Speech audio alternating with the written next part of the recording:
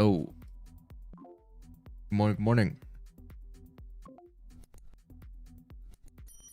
Morning, good morning.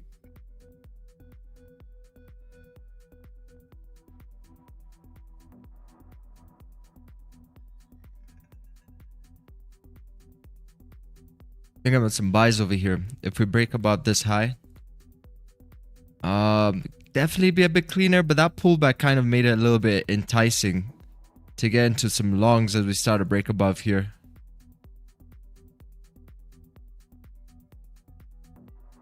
So we got peace on the horizon. Gold's moving up.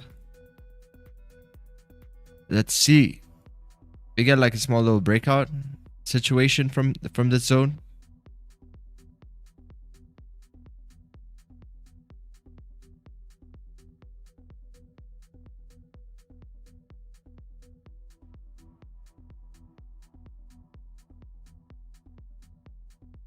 Could be interesting.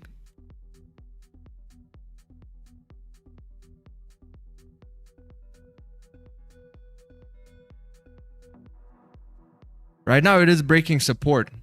It keeps moving down there. We have some kind of like a clean range to come down. It's like about 225 pips. Maybe it's a liquidity grab and we get a good confluence for the buys. What a trade this morning. I got the same end time as you, but didn't hold as much. Oh yeah, but let's see. This could be, what you say, liquidity grab? Yeah, this could be liquidity grab. Here.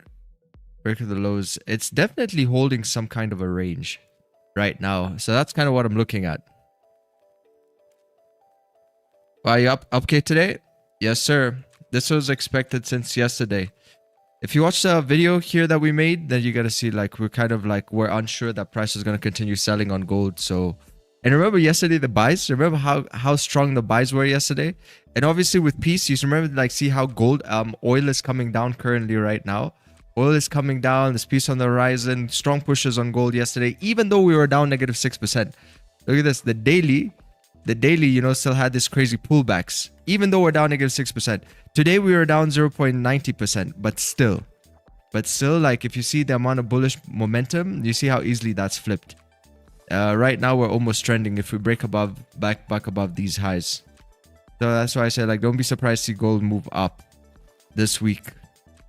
It continues to correct this area over here on the daily. So I love the buys because the buys are playing out kind of like gold sells typically would, you know, like really good move, clean moves. Look at this little breakout over here as well.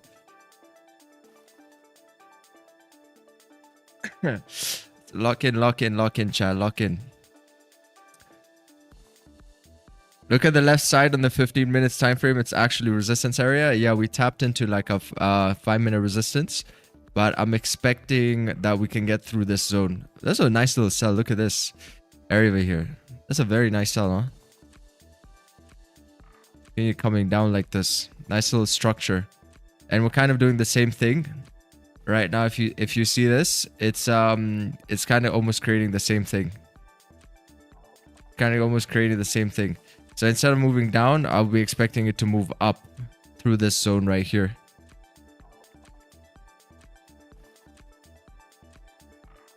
At first, I wasn't really keen on the buys above that high. You know, I might even just hopefully get like a Suno one somewhere around here.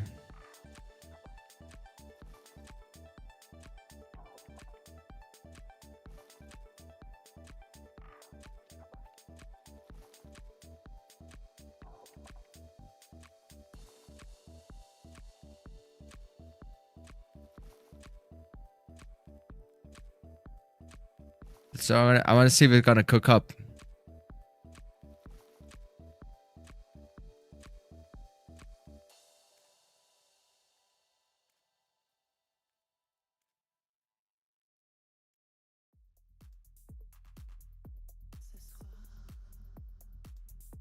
Beautiful bomba today, yes.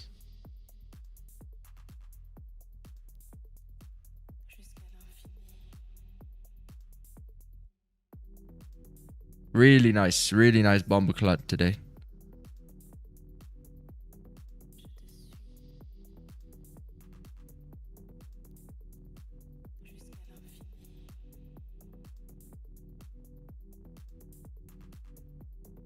I might be able to get an entry somewhere here at the break of 40, looking at around like 44.15, 44.15ish.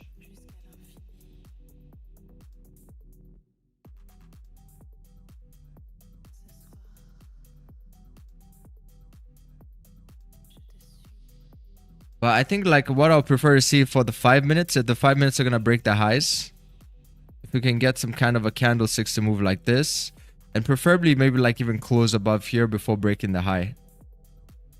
But if we just get one strong candle, then that's gonna be a bit sketchy. Comes up like that. So prefer either that to happen or like something over here to cook up.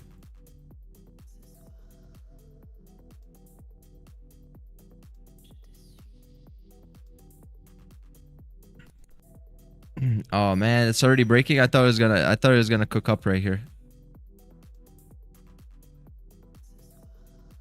It's already heading. Looks like it wants to head out. Just think of it. Always try to think of it like we're doing simulation, right? Think of it like simulation.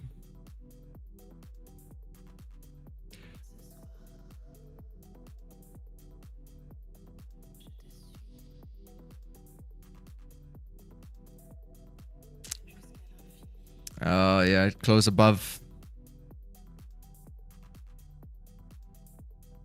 Man, I was kind of hoping something like this would cook. Something like we had previously here. These days you have no link to the journal anymore? It is in the description box.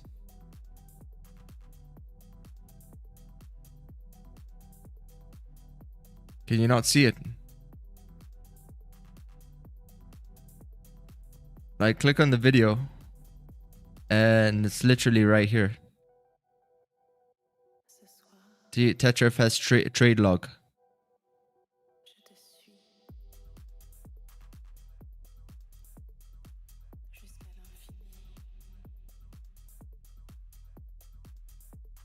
Yeah, that is the one for me, for the account. That's the one. Click on it. Click on it. TetraFX trade log.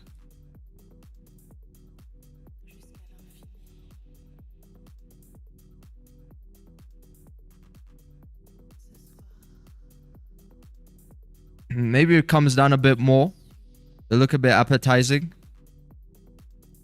If it comes down a bit more and retests this zone, then I can consider that buy above this like 44.18. London session just opened about like 8 minutes ago.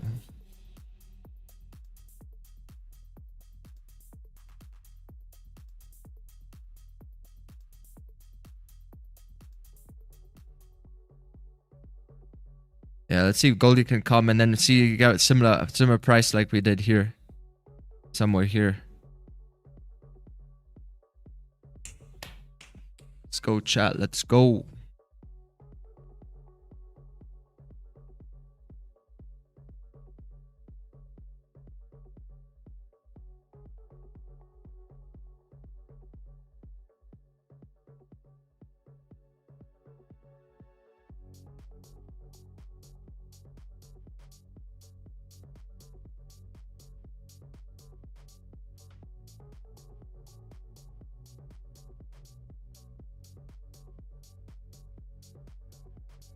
This could definitely be a little bit cleaner.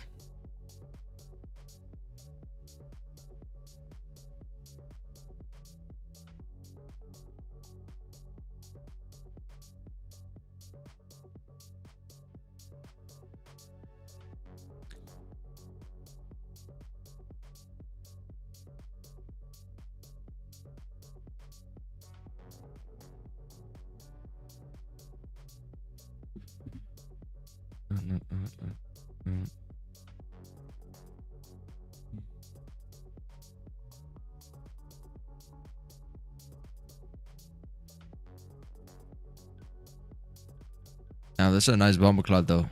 Push up like at 200 pips.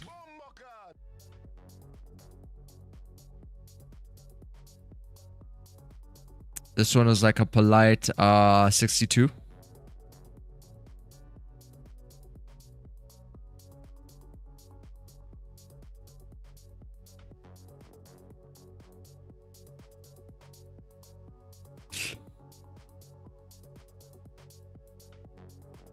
All right, let's see if it draws in. Draws. Come on, Goldie. Just come down. Come down. Come down. It's holding the SMAs right now. It's kind of battling between through those SMAs. That's kind of like holding the candlestick. It might not give that retracement I'm looking for. Because right now it's slightly like trickling up more than anything. Need to come down and then see how that's gonna look.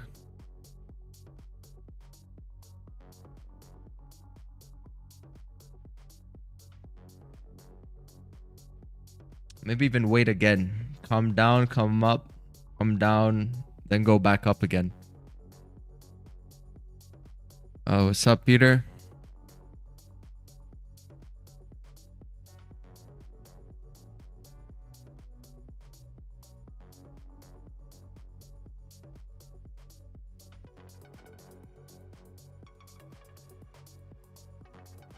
I like the buy down there because of those rejection wicks, right? So look at those rejection wicks. If we get stuck in for a good buy, but the buys down there might be a bit too early, huh? Might be a little bit too early, but yeah, I like the rejection wicks down here.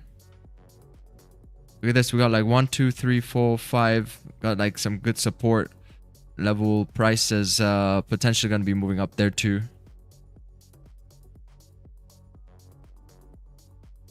If it tumbles, it's gonna print a something similar to Head and Shoulders, I think. If it starts to break back down below these zones. Oh, but let's have a look at yesterday. Let's see what happened yesterday. So yesterday we tumbled all the way down towards like 4100, and then with the London session we pulled back upwards. And since then, like during the New York, we've just been kind of like consolidating here, just been moving sideways. So we're gonna see if today we can start getting a bit of that recovery.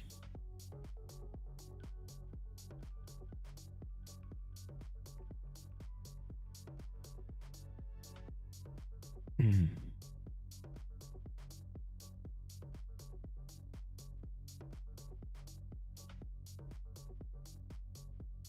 One minute might flip up. I'm still contemplating the buys above like 44.32 as well. I don't know if I want to get stuck in like this. Gonna let the candlesticks print and see what's happening.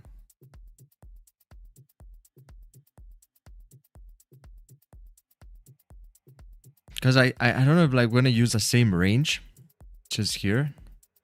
It looks nicer for the sell because then that would be like the liquidity grab above that zone. And break below here.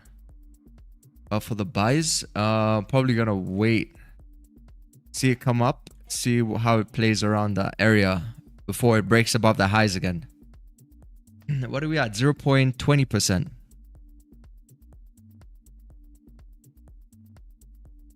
Still early. Am I a scalper? Yes. You see, like today I got a bumper clot trade. Easy. Easy. I didn't have to worry about like the runner. It just came. Usually you can plan on securing like 20 pips, but sometimes it just pushes more. That's what I like about being a scalper. Let's see. Oh, it's creating something interesting over here, but I feel like it's a little bit too early for this session.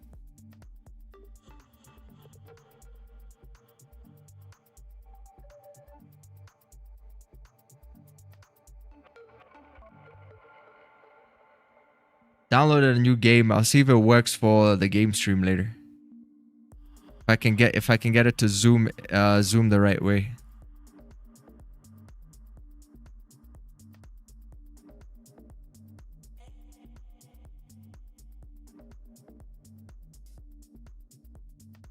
A scalp inside of scalps. But you know, like, what do you call a scalp, chat? Like, write in the chat. How many pips is a scalp for you? How many pips is a scalp? Let's hear this. How many pips is a scalp? By the way, this trade over here, I secured 123 pips. So how many pips is a scalp?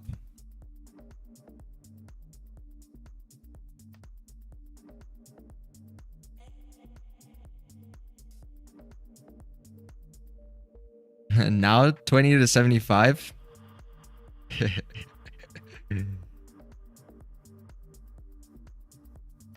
You know, the definition of a scalper is definitely going to be like 5 pips, 10 pips. 15 to 25. Let's actually Google this. How many pips to be securing to be considered a scalper? Oh, look at this. Forex scalper typically secures 5 to 10 pips per trade, though some strategies may target up to 15 to 20 pips. Yeah, I would say like 20 pips max, probably. The focus is on high frequency trading, dozens or hundreds of trades daily. Damn, so I don't know if I fit that criteria. Time frame 1 minute to 5 minute, correct. Target 5 to 10, a bit more, 20 at the extreme. End of that, I guess. Stop loss extremely tight, often 2 to 5 pips. I used to get 2 to 5 pips. It's not possible anymore. Especially on GJ, you easily get like 2 to 5 pips. Let's see. Scalpers must trade high liquidity pairs. Euro dollar. Damn, that's a real Judas pair right there. Euro US dollar. USD JPY is pretty good. Tight spread 0 to 1 pips. Yeah, pretty decent. I think like max maybe like 1.5 pips spread.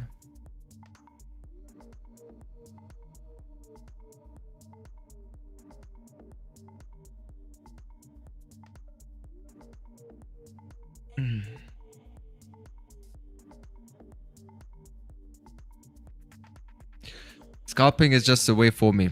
It's a lot more exponential. I think what people think when they're gonna make money in trading is scalping. I think that's what they mostly gonna like think about.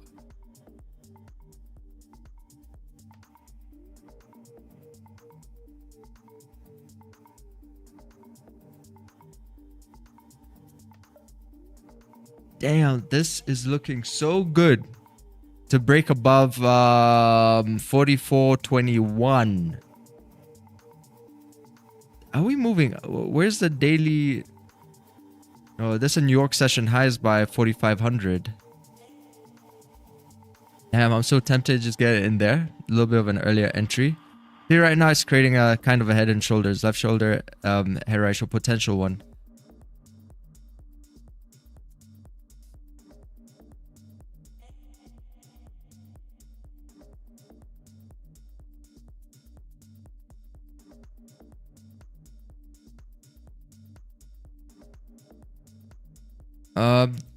The problem is just we're not like trending since yesterday bullish yet. We are seeing a lot of bullish pushes.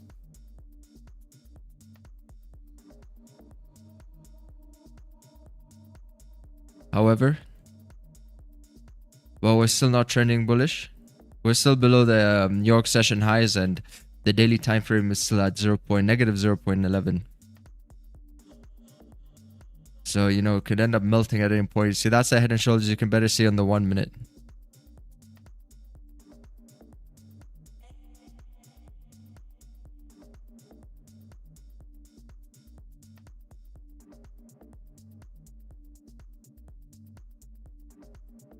What would you do? Vic, did the indicator work for you? I didn't look at it again. Unfortunately, I just didn't have time.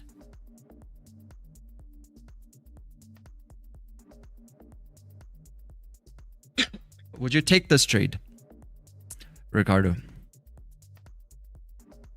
Right here. It's a little bit early, but for this session, but the structure looks like it could be there.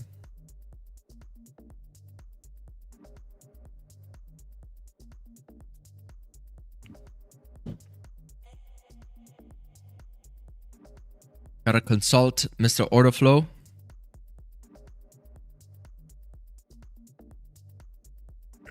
But if it breaks these lows, I'd be expecting it to just dump.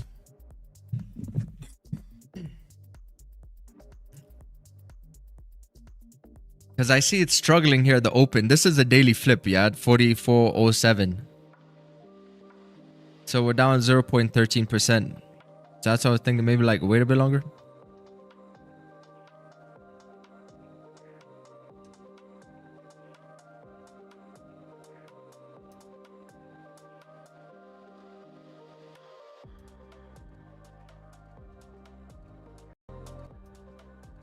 Yeah, see, it just dumped. It broke the low there just about like 48 pips.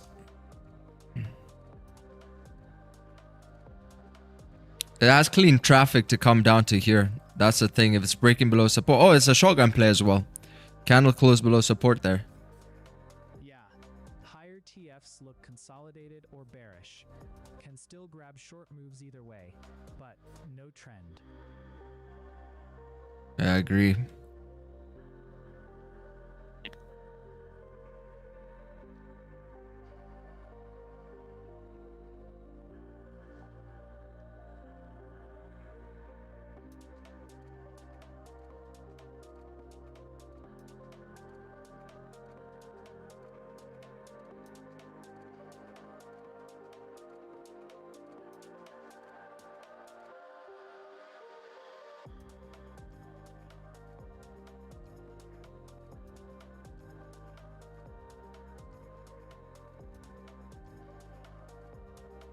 Caught that sell lovely. Nice. Yeah, confluences are definitely there. Nice SMA cross in there too.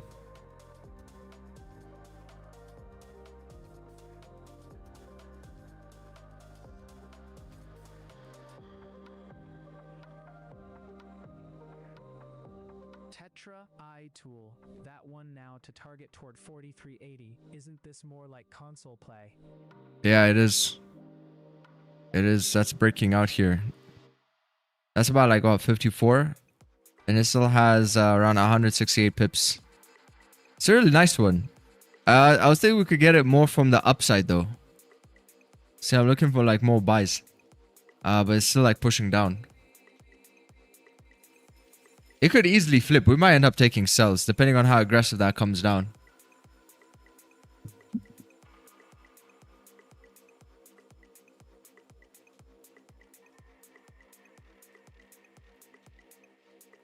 Taking a trade with 20 pips SL in these market conditions is a real luxury.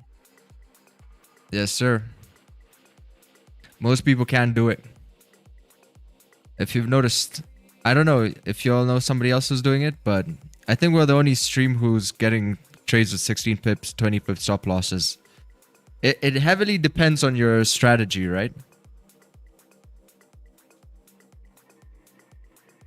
Since we get pretty precise entries, we don't need to splurge on the SL. We get in when it's time to move. Like at the pinnacle of movement.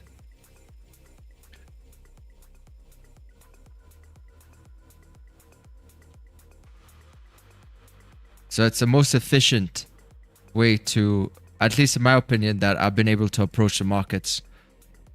Don't have to increase stop losses, efficient entries. Like, I don't see an edge beyond this point, to be honest. I don't think any order flow or anything is gonna make it any more precise. Because it's structure. At the end of the day, price is king, right? The candlesticks and the way they print, price is king.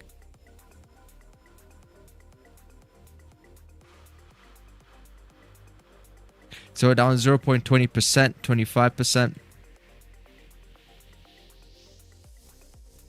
It's still kind of like on the way down. It's just doing like a small retest of the zone. So a little break and retest. Nice re-breaking the lows. Still got that clean traffic down towards that support. So that's where it's looking to fill right now. Might take a sell somewhere around if it comes down negative 30, maybe somewhere around here. Towards like 43.84. Might start looking for sells.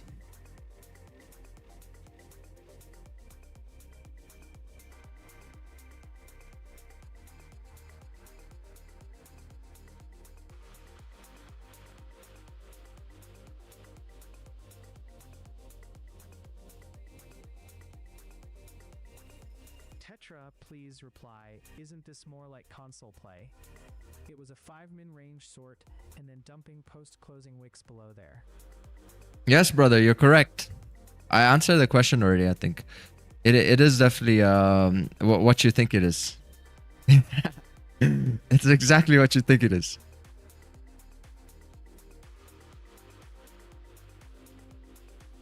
There's a bit of shotgun play in there. Your broker's showing too many indecisive candles? Ah. You should use FXCM over here on TradingView to do your analysis.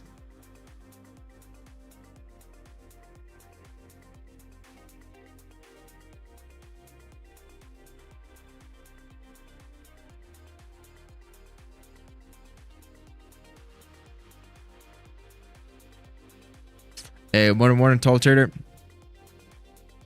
I mean, architect. What's good? Let's see the trades while this is setting up over here. On Discord. Paper traded, crazy volume, 0 drawdown. Look at that. Holy, that's not even an entry. Drawdown was so... 0 drawdown was so 0 that it didn't even trigger your position. It came and edged it. Yeah, oh my days. Look at that. The wick even bent. The entry was so good that the wick even bent. It was like, damn. This entry is so clean. Look at this. It didn't even want to trigger it in. The wick. Have you guys ever seen that before? Look at this. Entry so clean. The wick was like, damn, so clean. Went like this. It literally edged your entry right there.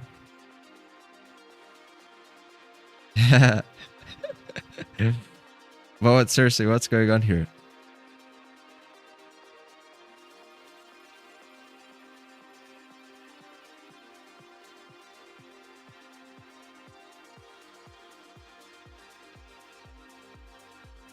Why I'm cooking so good?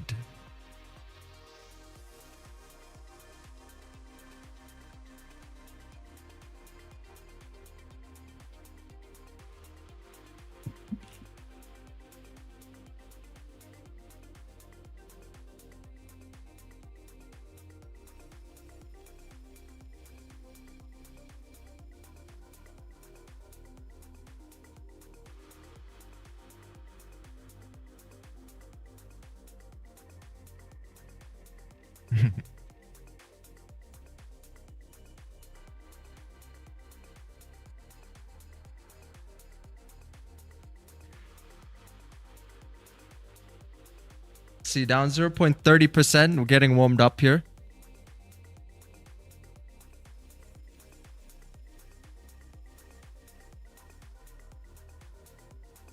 Caught the sell, 20 pips. This is sell right now. Another 44 pip W, 2 dubs. Total trade duration, both trades 12 seconds. Damn, in and out. In and out. Hey guys, I'm in. Hey guys, I'm out. In and out. Very nice. Look at that. Very nice. Exactly like robbing a bank. 40 plus 40 pips in 7 seconds. Yeah, that was insane. That was that move this morning, huh? That was crazy. It would have been a sin not to have a runner. Because how would it not be possible to have some kind of a runner? Even if you didn't mean to have a runner, how could you not have some kind of a runner? Look at this.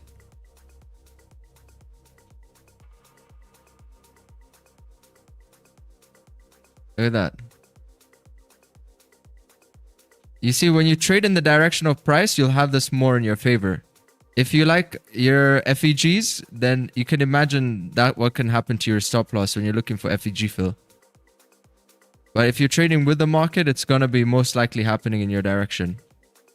You would rarely do this, like for example, like hit it and then come back down aggressively. Like really, really detrimentally. You'd rather like hit it and then go through. But if you're doing the opposite of where the direction is going, then you're going to have a higher chance of getting that against you. Let's see, 0.30. It's cooking right here. Look, it's breaking. It's about to break here by 43 and 90, and then it's going to attempt to come down. I would have taken this trade if we were a little bit lower down.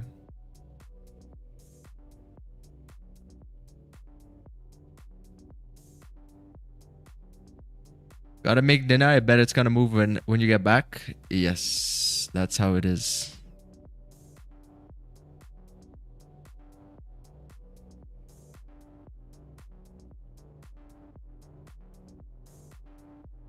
That's how it goes.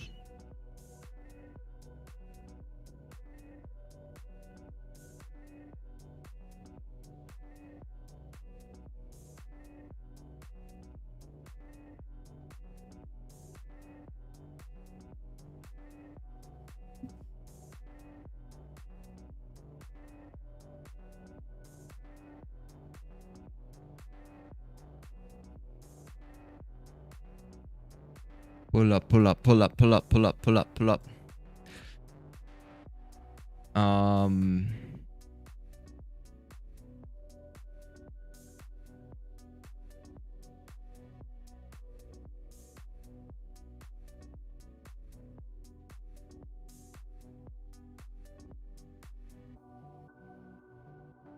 Gonna delete that. Remove this. Boom. Little sweep below the lows. It's a very nice push though. It pushed like in total, let's say break of the lows. Little polite retracement like 20 pips. And then pushed out like a total of 81. Nice little push. It definitely still has a bit of room to keep moving though. Definitely could come down a little bit more. Hey, morning Kraken.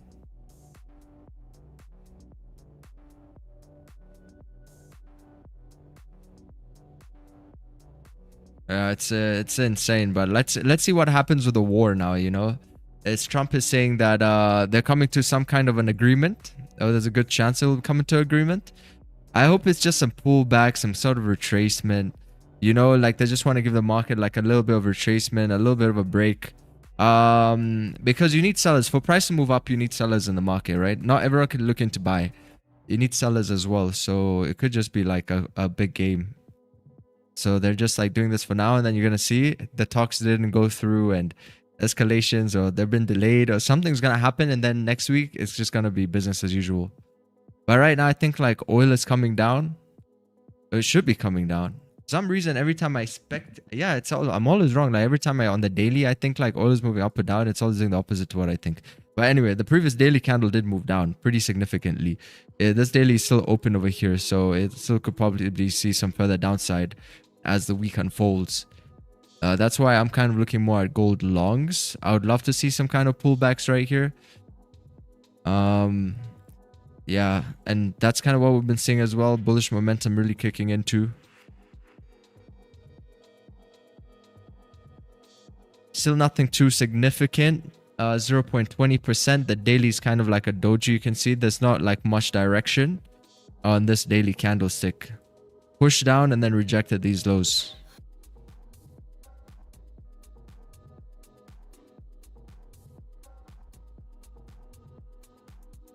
So yeah, I think, you know, we're going to wait. I'll be patient over here, and then we're going to get a pretty good trade. Iran said there's no agreement. Yes. Fundamentally, why oil dumping and gold going up?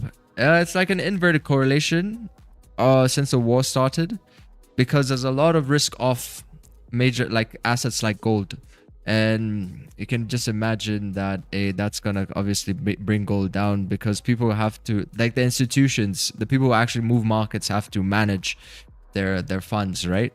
So they're pulling it out stuff like gold, I think silver, to sort out, because hedge funds, they're invested in so many other things, so they have to move that money, and it's moving out of gold because of the war and everything.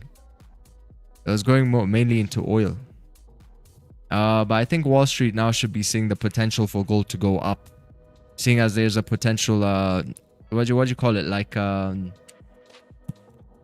peace in the horizon. Wall Street is a real order flow. I don't know about like... If they want to do something, they're going to do it. You know, they're the real order flow, I guess. If they wanted to start moving gold up, they could start pumping this thing up. I think they've already been getting into positions. That's why we've been seeing these major pushes, right? Those don't just happen by accident. Those kind of major pushes. I think they're slowly getting back into gold. Remember, we peaked at 4100 psychological. These are institutional marks. They're slowly getting in.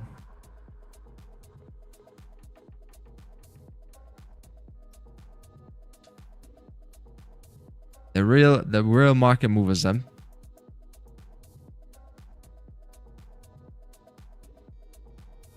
You can see them getting out of oil as well. You see how oil came down, and then like gold has been kind of like shooting a bit on the... You can't see it on the daily because the daily looks like it's just coming down, but you can see it on the intraday time frames, like how the graph is like trying to shoot up, and then oil is coming down. So you can see they're moving money from markets, and they're thinking about this peace thing as a, and also like these are really good price points to be getting back reinvested into gold spot. That's how I look at markets. I don't focus on these other tools, because like for me trading is just more personal. It's more visual. We're always on the charts anyway, so you can really just see the way candles are behaving, right? That's how you get good at anything.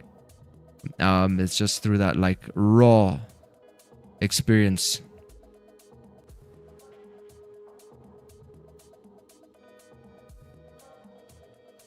Hey man, teach their own. There are pretty good traders out there as well who use those other tools.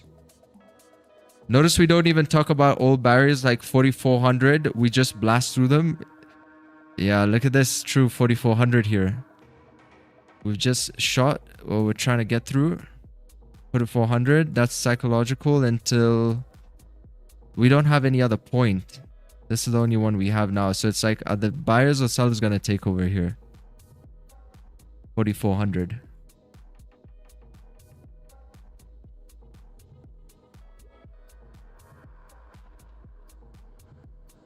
Oi, oi.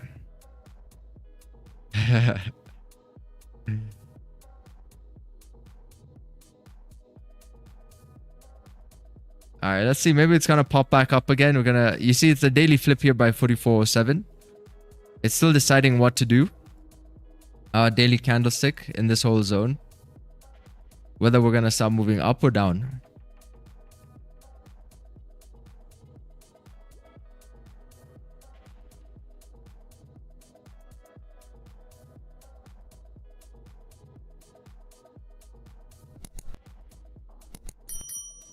Post on Truth Social yesterday was a surprise. Right now, I don't trust anything Trump says, to be honest. Like, there's something he's cooking up. There's definitely something that he's cooking up here in the markets.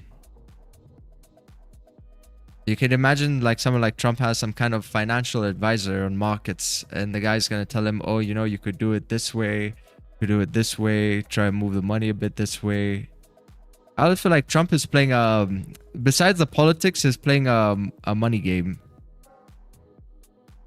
He's deliberately doing this to markets. There's something that's cooking up. I don't know if it's like he's just getting more sellers in so price can keep moving up on oil. Because, you know, remember in the beginning he said oil didn't move up as much as he thought it would. So I think maybe we're going to need more sellers in oil so it can keep pushing up. So, like, I don't think this peace talk's going to go much anywhere. But at least for now we can anticipate a little bullish momentum on gold.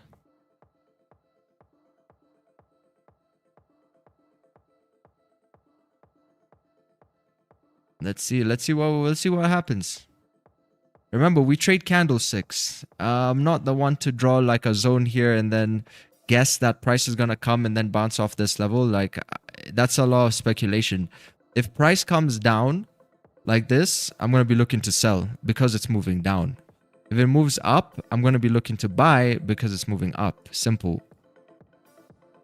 That way, you're going to remove like all the emotions of doing stuff like this. Just let the market show you the direction. Right now, down niggas 0.22%.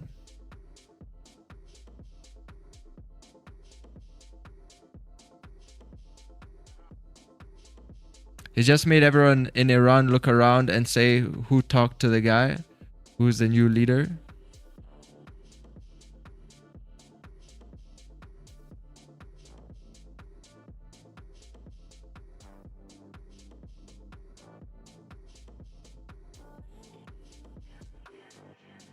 Had a word with myself.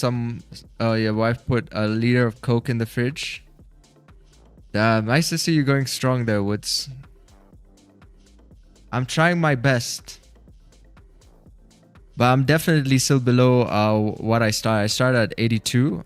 I'm at like still at 79. So I'm trying to hold the fort down so I can keep pushing below 79, 75. But it's nice to see it, man.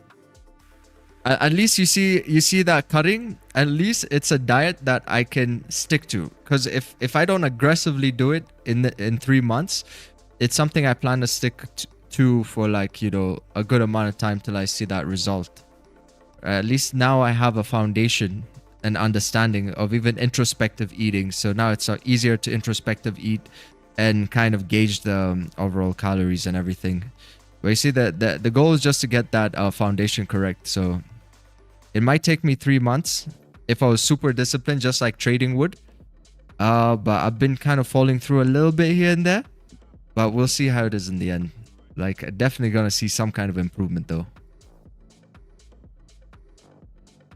It's anything just like trading, you know. If you gotta have 3 months of locking in, like, you will see the result, correct? But if you kind of do like 70%, it's still good. 60%, it's still good, but you can expect to take longer, correct? I think that's just how it goes. So ask yourself, how much committed are you? Are you doing like the 100% guide?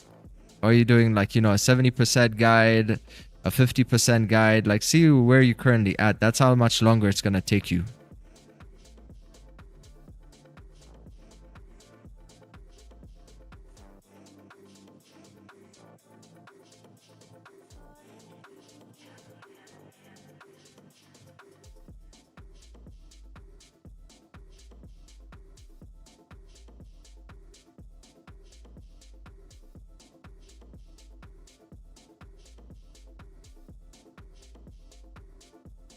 Generally speaking, war breaking out means gold going up. If war is about to settle or less signal.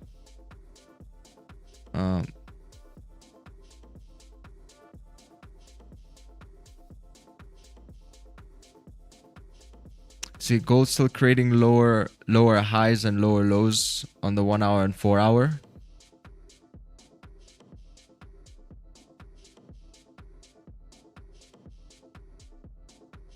Yeah, it's still coming down for sure. Overall, obviously, not even 1 hour and 4 hours. Just look at the daily. Obviously, this, if you're gonna imagine all the time frames here at this point are just gonna be doing the same thing.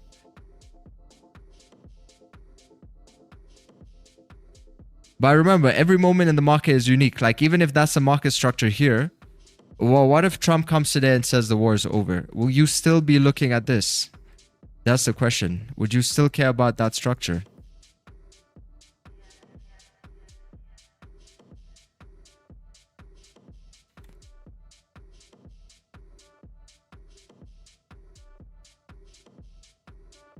But right now, we're definitely holding 4,400.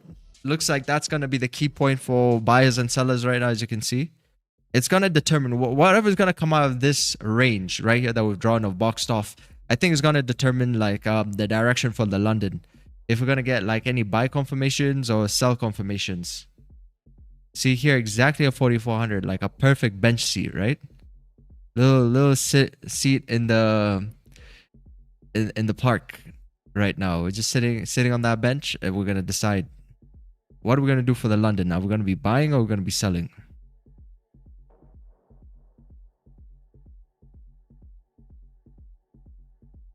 But you should see volume start to come in at either break of this wick or break of that wick. Yeah, we called out some pretty nice buys in yesterday's chill stream as well. On gold. A little shotgun play. I don't know if there was any before that as well.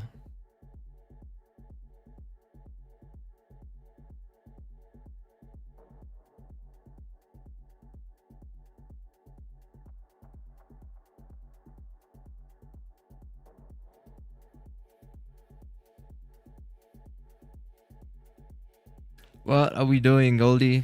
4,400. See, you gotta listen to the market. You gotta see where your psychological points, how the candlestick's printing, and just wait. Just look at the candlesticks. I don't know why people overcomplicate it. Something's gonna happen. It's gonna move from this point, chat. It's not moving now. Clearly, it's not moving. I don't care where you're trading. You could be trading on the moon right now. It's still not moving. We're all waiting for it to break out of this range. So just chill. Take a chill pill and wait for the fireworks. Wait for the direction. Seats coming up here by like 44.06.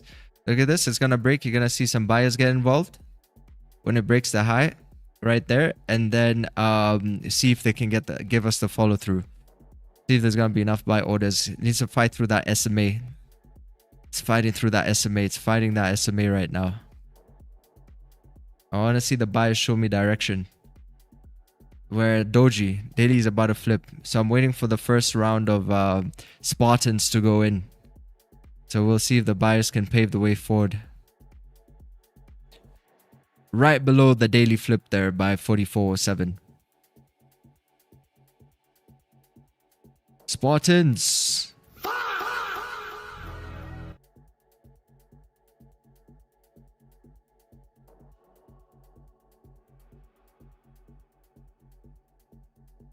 What is your profession? We don't.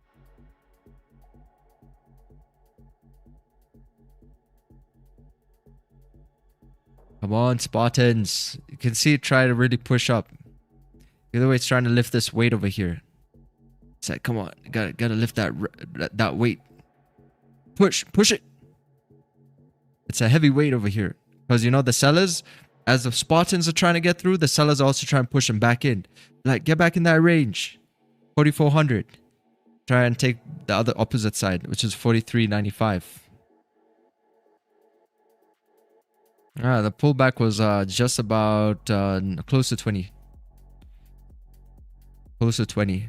And they're up here about 30 pips. They got some clean range as well to keep pushing forward if they want. They must just continue to put some pressure on. Daily's flipping as well. They should have that confluence too. Sometimes on that daily flip, you do get a bit of like a boost.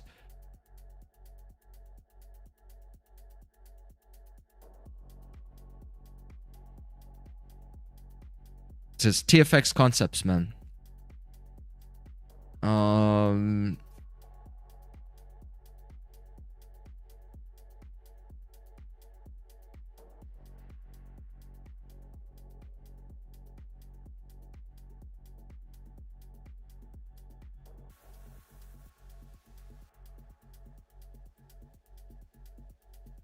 Can we fly, chat? Can we fly? This range here is around total 100 pips. Fly, Goldie, fly.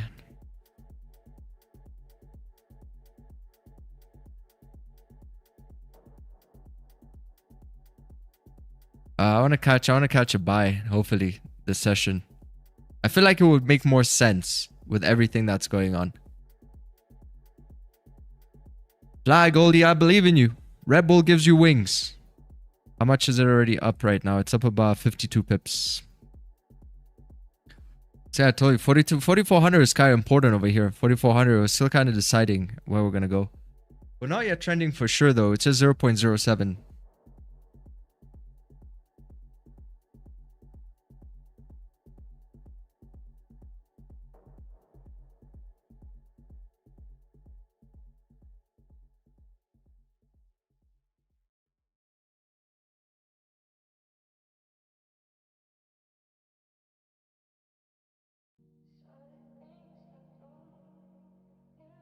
Come on, Goldie.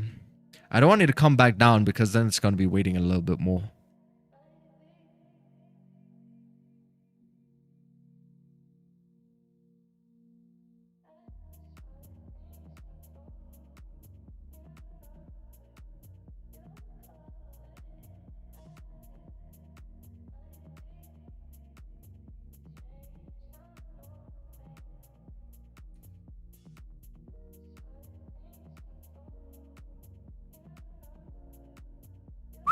Little profit taking there. It's a shotgun now up. Let's see. Oh, nice. Yeah, and it's a pretty good bottom wick. But the range, let's see how much is left.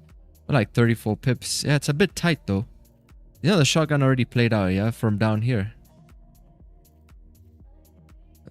So like even I think it was the same wick break.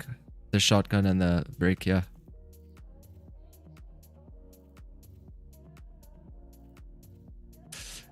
Amelik Loom. Hello, hello.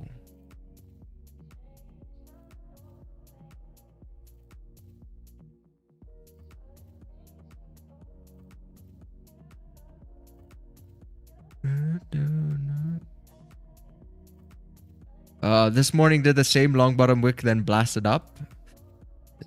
Potentially fetching some orders in it. But it's coming back into this range over here. It's kind of dipping quite aggressively though, I gotta say. Back to 4,400. But hey, at least I paid out the buyers over here. They still made money. They didn't have to be right.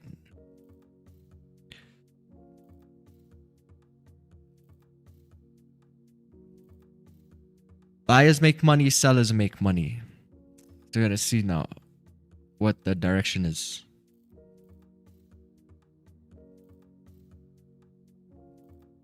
But y'all see the Fed? The Fed's changed the rate decision this year. There's no more rate cuts. We thought we were gonna get the rate cuts in September, but no more. For the whole year, it's it's almost like no change. There's so much uncertainty and things can change at any minute, any day now.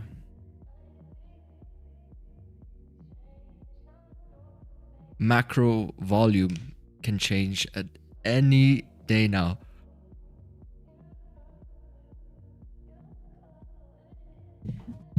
Let me tell you something, like the best option in trading is always to wait. 90+% of it is just waiting.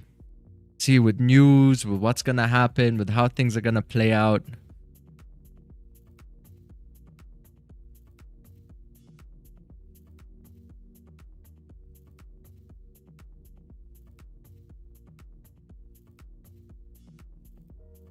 It's wild. They said definition of a scalper, someone with like even 20 pip stop losses taking hundreds of trades a day. That's insane, Chad.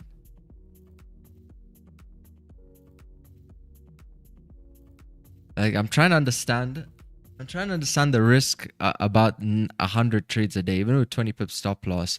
Even let's say if you're risking like what, how much would you even risk? 0.10% a trade?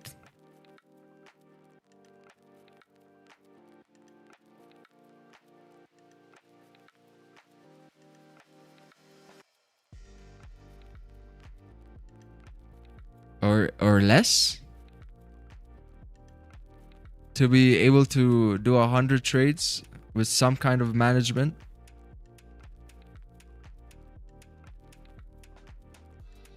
That's crazy.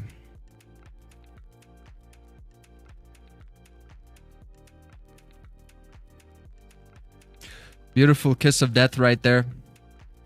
I think what happened was it just paid out the first round, which is normal, and then it came back to get some more orders here by 4,400, right? You can see how specific that was. Maybe just more buy orders here closer to 4,400. You know, maybe John called Wall Street and said, hey, I want to buy 1,000 lots at 4,400. And then the market maker said, I can do 4,431 over there for you. And then it said, all right, awesome. Then the market maker moving more down. We got John involved, and then price went up.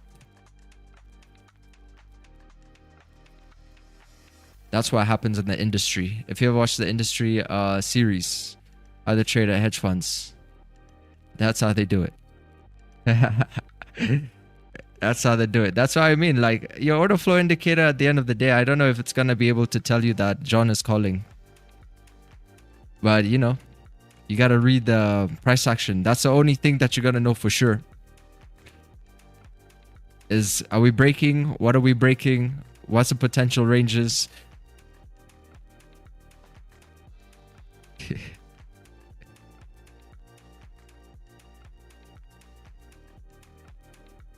Now it's filled the range. Sometimes it does it all at once. Yeah, but sometimes it will come back down to like gather those orders. It was quite a deep one, I have to say though. But I think it's because 4,400 was there as a psychological. That's why it went in a bit into the middle. Blue horseshoes in play.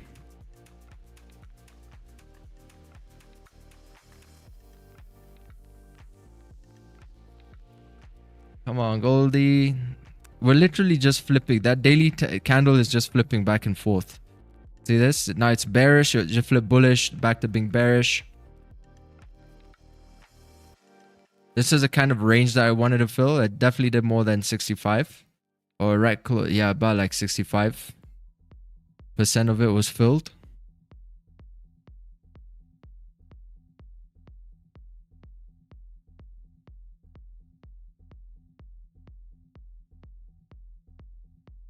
It's just I hit 10% profit over the past 2 days of grinding. I'm thinking I'll be very careful the rest of the week. Yes. You have to protect what you've already made, you know? That's the number one thing. And never get too cocky.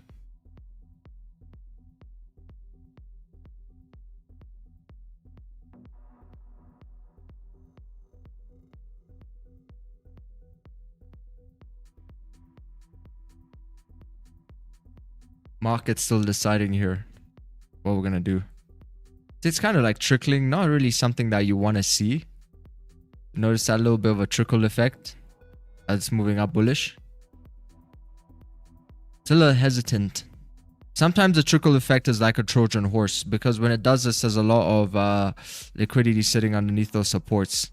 And then all of a sudden, you're going to see like a candlestick do something like that and then wipe all that out.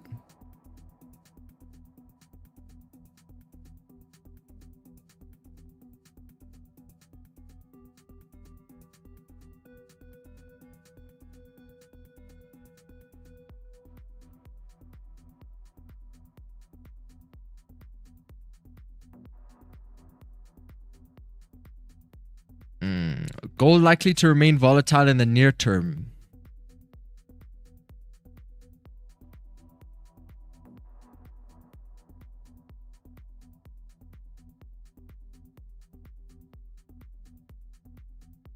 Five minutes fill the range though, towards 5-minute resistance. Gold prices are likely to remain volatile in the near term, Philip Nova's Priyanka Sachdeva says in commentary. Geopolitical tensions typically support safe haven demand, but the current environment of elevated energy prices and firm dollar strength is limiting gold's upside momentum, she says. Until a clearer geopolitical direction emerges, gold is likely to remain hostage to headline-driven volatility, with every diplomatic statement capable of triggering sharp reversals, she says.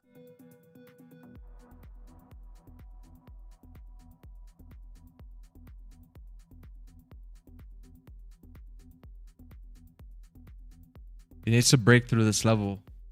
0.11%. Do we got anything cooking here? Let's see.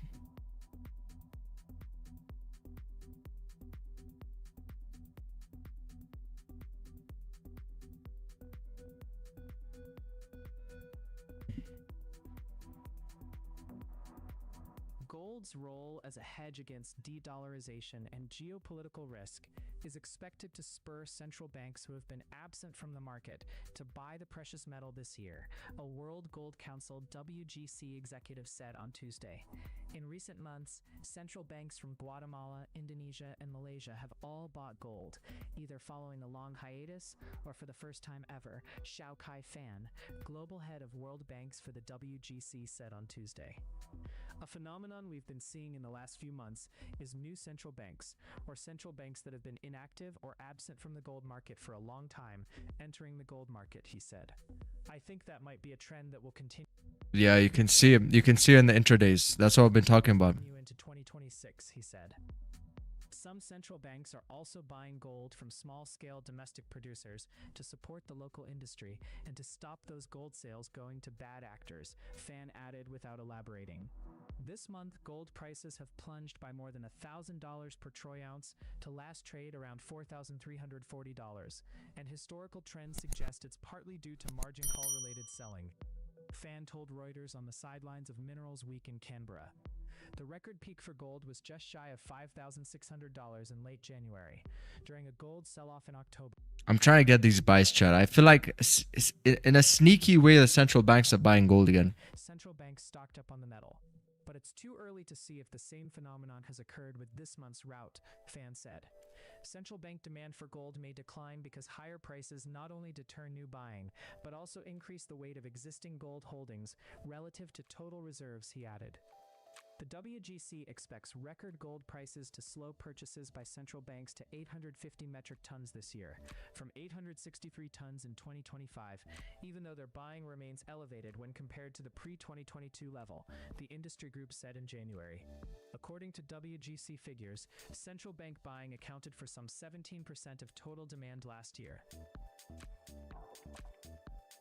Very nice. Now we just need to see that more involved in the PA. That's what I'm waiting for. I'm waiting to see them come in. Still too early. Maybe they're gonna be having a breakfast or something, you know.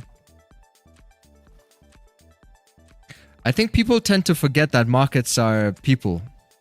So when you hear me talk about stuff like having breakfast or, you know, like people forgetting markets are people. This is not moving just based off just purely algorithms and whatnot. Like these are people plays right now. That's why I'm saying like gold right here is at 0.13%. People are not as active. So I'm waiting for them to get active so we can at least see some market participants in. In the meanwhile, you can be catching these trades. Like there was a sell-off that happened right here. Quick little sell-off. There was some mini scalps over here. Some nice little buys to fill up the range. But we're kind of waiting on the general sentiment to kick in, which could literally kick in at any point now.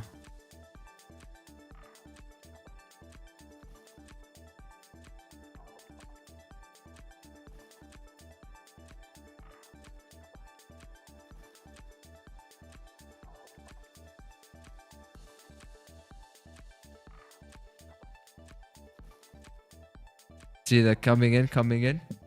Slowly but surely, they're waking up.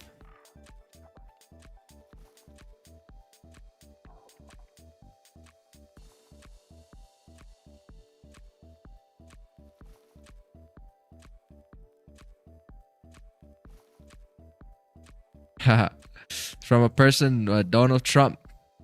Donald move market Trump.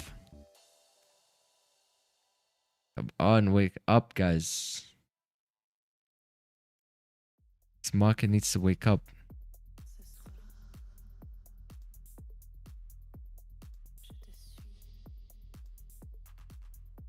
Yeah, I think that they're waking up slowly over here. Let me go bathroom break, then come back.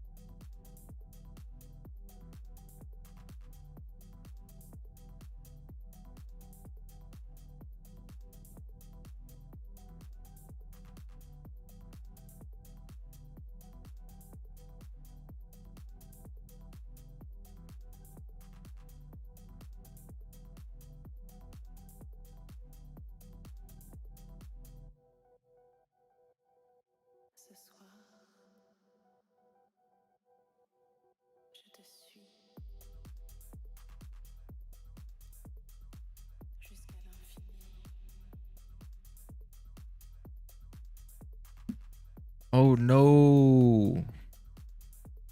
Came down again.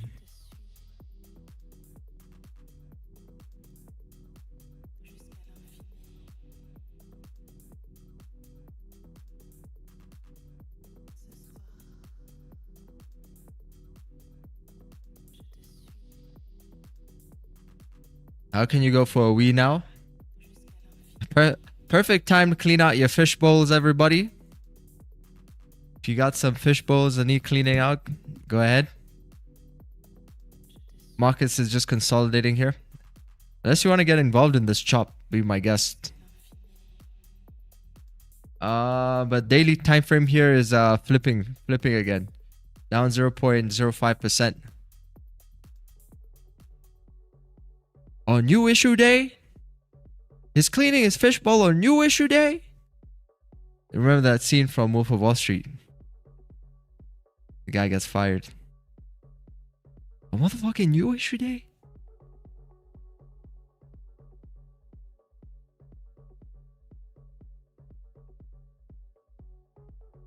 We need to see some. Let's see what US 100 is doing, by the way. Is it moving? It's also consolidating. 0.13. Not much.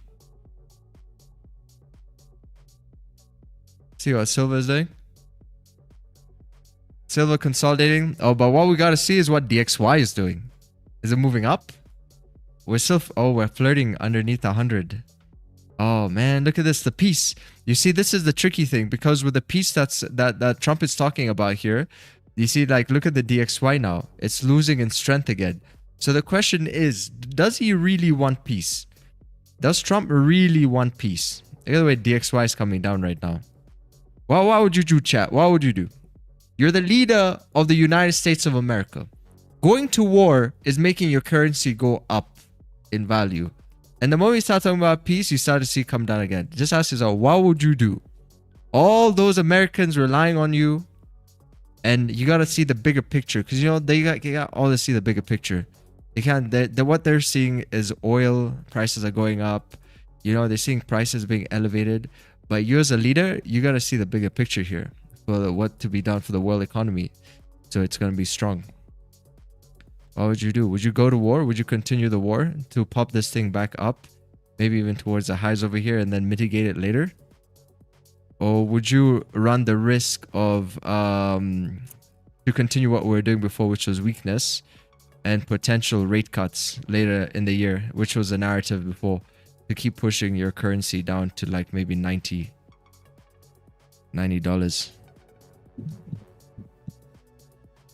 That's the game we're playing. Right? Like most simply put, that's the game that we're playing. It sounds kind of crazy, but actually wars are almost always about the money. I think this one's about the oil though.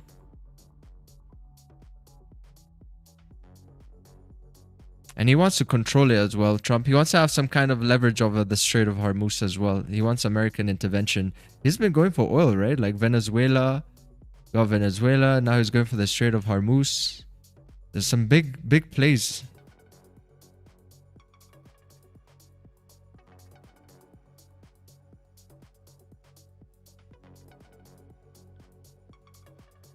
He needs the Strait of Hormuz needs some democracy, right? I think that's what it is. I think Iran needs some democracy, huh?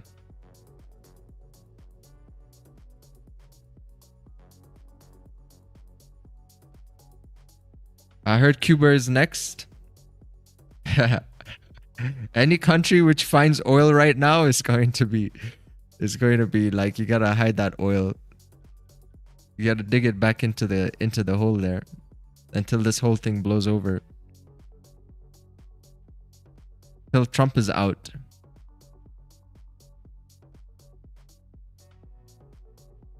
Otherwise, you know, Cuba might be getting democracy soon too.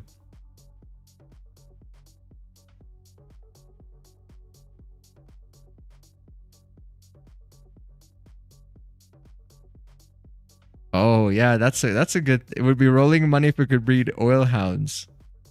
Hey, that's actually a legit idea. But they gotta be able to smell through what so much of Earth. Hey, but that would be funny though. Can they just X-ray the Earth? It's freaking X-ray the Earth. Let Elon Musk put those Starlinks around the planet, X-ray it, and then be able to see through the Earth crust and everything. See where the oil is. See where the gold is. Why has no billionaire done this? Try and X-ray the Earth.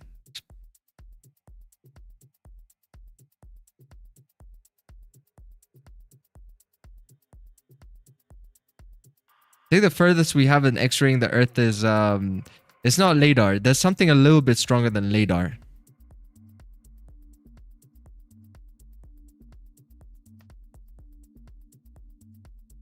But yeah, it covers a small surface area, and I think the guy who does it, it's kind of like he's a private guy from Italy.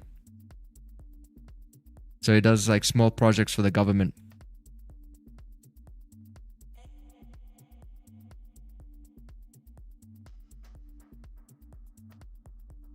Alright, we're back down to 4,400.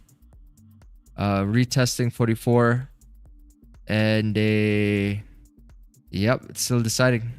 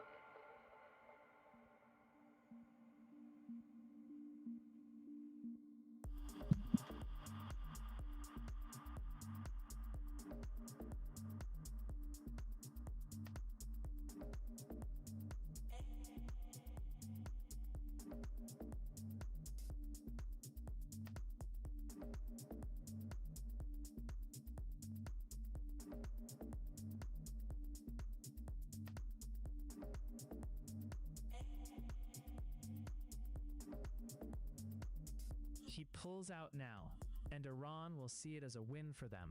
Trump won't like that. And I think Trump wants to leave a legacy behind, so he won't stop yet. But what is a good ending for him from here? A good ending for him is oil moves up to 150. I think that's what's going to be a good ending for him.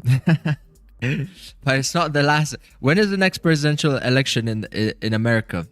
Because this is just one of the many plays Trump is doing before the next re-election. Right? The guy is raking it in. So after oil moves to 150, we'll see what the next disclosure is going to be. But I think this is his main play right now. This is the main piggy bank for him.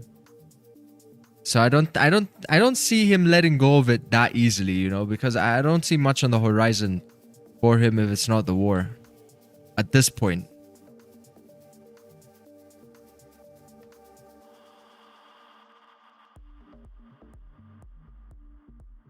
He's got a lot of manipulation from this point onwards, with controlling oil as well, controlling the Strait of Hormuz.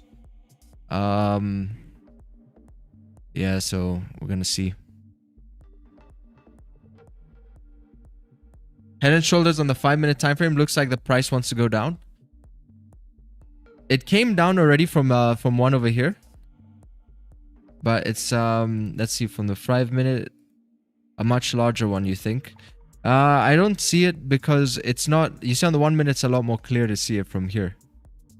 Came down, boom, shot up, and then came back down. But from the 5-minute, it doesn't seem like it. Because these are like new lower highs that are being formed. You got lower high, lower high, lower high, as prices are moving down bearish.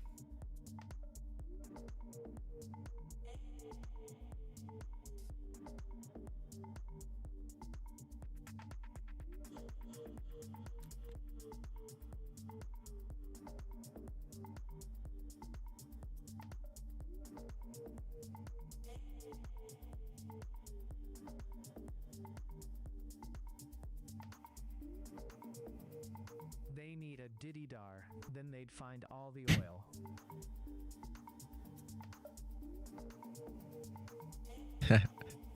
Yeah, they need to get Diddy out of prison, huh? Start sniffing up the oil. Yesterday, gold perfectly tapped the 200 MA and completely reversed.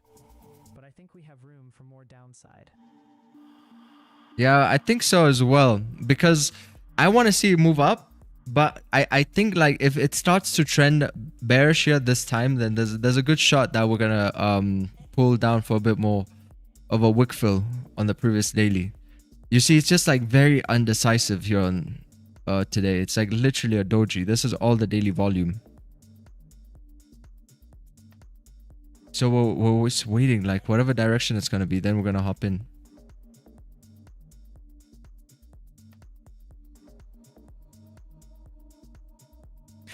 Let's see a fundamental work wise on Forex Factory. Do we got any news today? We got flash manufacturing, but this really should not be a reason for why we should range up into like New York session, and that's coming in like an hour 45 minutes into NY.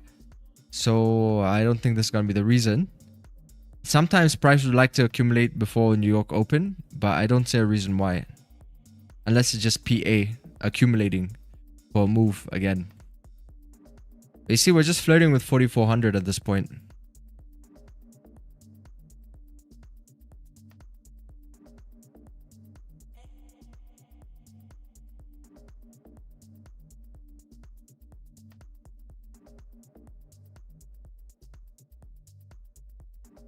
Let's wait, chat. Just wait. We need somebody to wake up here and start moving. Maybe you're going to start to see some candlesticks move like this, that all of a sudden you're going to see this. And then it's going to start moving. You're going to see it clear up a bit more. And then it becomes a little bit more predictable. But you got to be willing to sit out of something like that over here.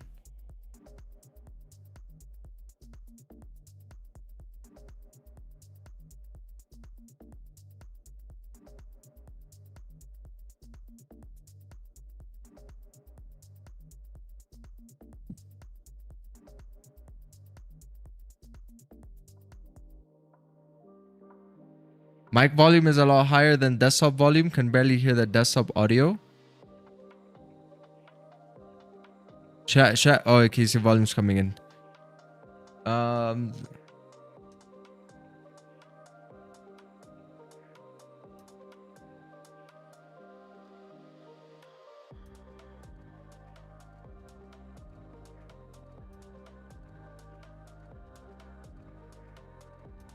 Maybe it's just you.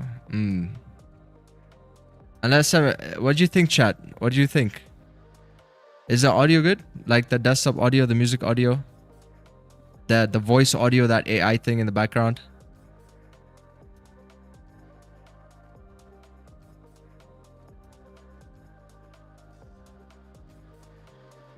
Am I good? All right. Nice. Very nice. Yeah, background, we don't hear much. Yeah.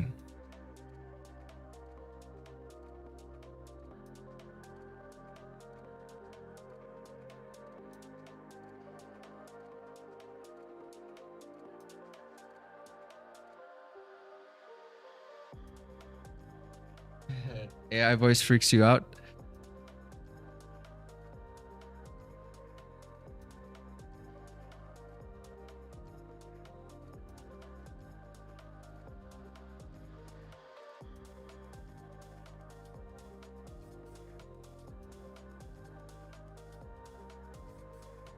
Oh, oh, hold up. I think it's cooked. I think, wait, let's see. Wasn't the break of this high gonna be, I think this was an area we're looking for previously. The break above this high. Set my alert. Because now we're up at 0.11%. See from 0.740704.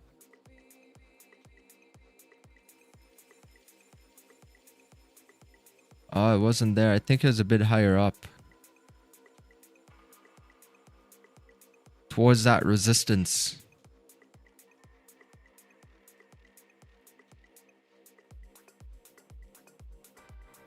But it's cooking. You see, it's getting ready for that move. I think it might actually be a buy. The way it's cooking here, it's more leaning towards the upside slightly.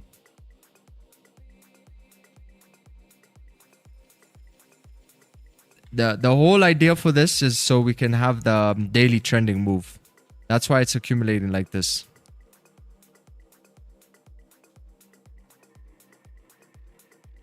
That's all gathering orders so we can have that daily start to move. I'm doing F2Mo free trial. We'll recommend to everyone before actual course. Yes.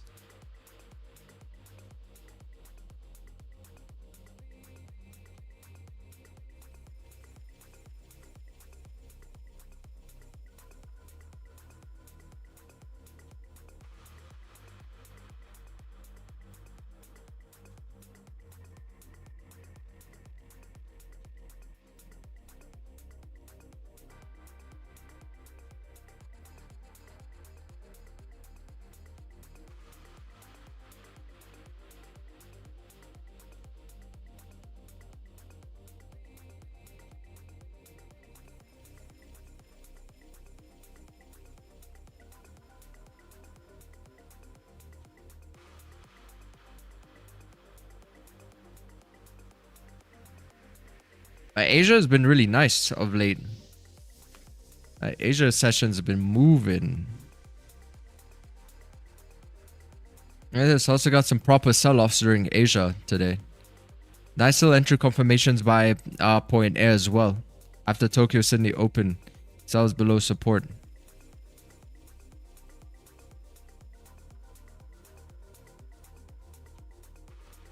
It's a little choppy today.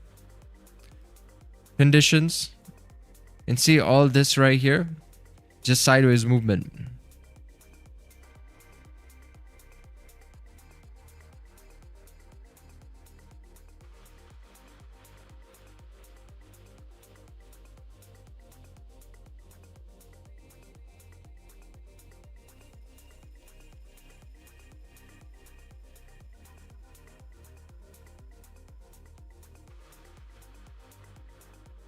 How much do I risk per trade?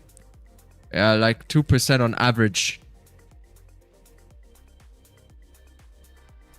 So I get a 1-to-1 most of the time, 2%. But if you calculate my when I reduce risk, maybe my average RR is 1 to 1.5, something like that. But you know, every now and then I get these runners, like where price just shoots in my direction. It's like, oh, okay.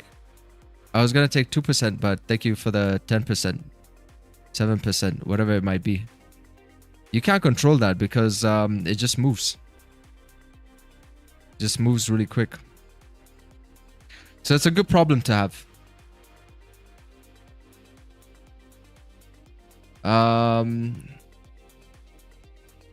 Oh, peeked into suggestions? No, I haven't. Ah, nice. Look into it, sir.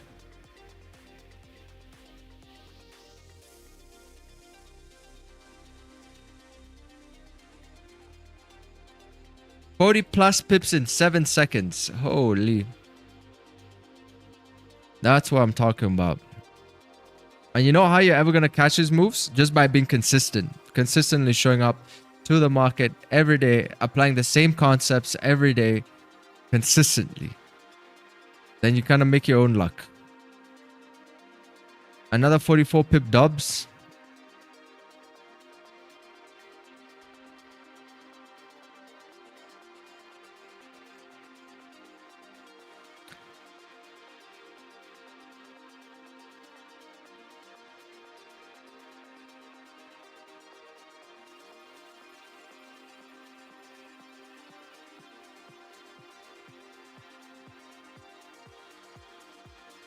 Fundamentally, a wick fill is more profitable on the daily.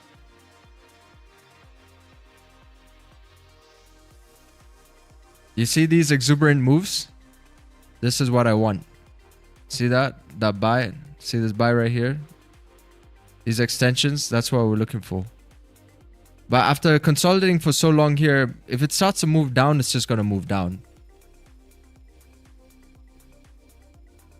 It is going to set the tone for the rest of the day here.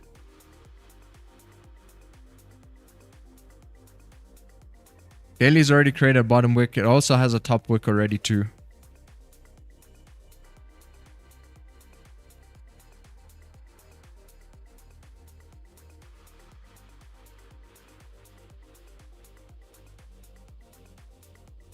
You feeling some progress? Learn a lot? That's good to hear.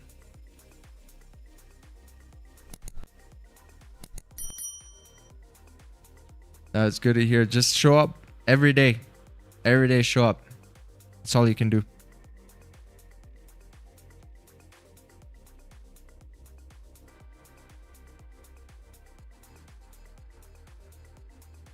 Don't get discouraged. You're only going to get discouraged if you're chasing something. But if you genuinely want to learn, you got to show up every day, regardless of the outcome. Because you're kind of getting into the habit of pushing yourself to see like what you can, how disciplined you can be and what kind of plays that you can make in the day. What kind of a risk that you can take and manage. I think that's where like the focus should be, correct? And the rest of it is just a byproduct. You see, like, for example, today, learning how to wait to identify a market which is not ready to move, then that's already a skill that's going to help you in all your years of trading to come. If you're able to identify sessions like this and know when to be risk off and understand that type of like printing that it does when it's not ready to move. Because then you like fully conceptualize times when it's really time to maximize gains in the market. Because right here, like some people can't even tell the difference. They're probably thinking this thing is still moving really fast, you know? And they're going to be taking these challenges and these risks in this environment, which doesn't make sense. There's just small things like that. You know, they really do add up to something great in the end.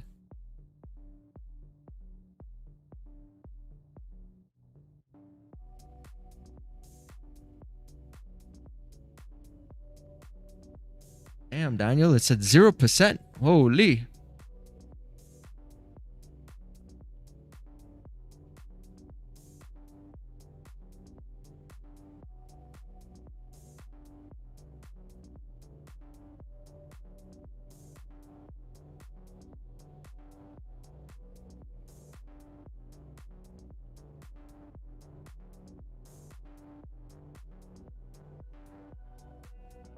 Fundamental work is kind of quiet so far on TradingView. Gold likely to remain volatile in near term. Until a clearer geopolitical direction emerges, gold is likely to remain a hostage to the headline-driven volatility.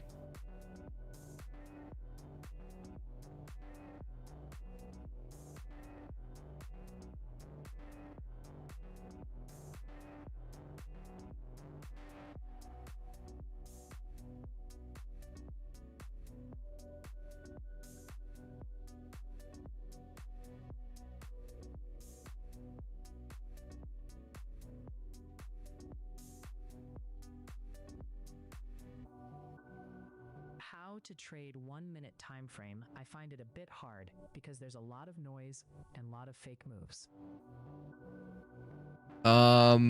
It's just your ability to wait for the setup that you can easily identify is how you're gonna trade the 1 minute time frame.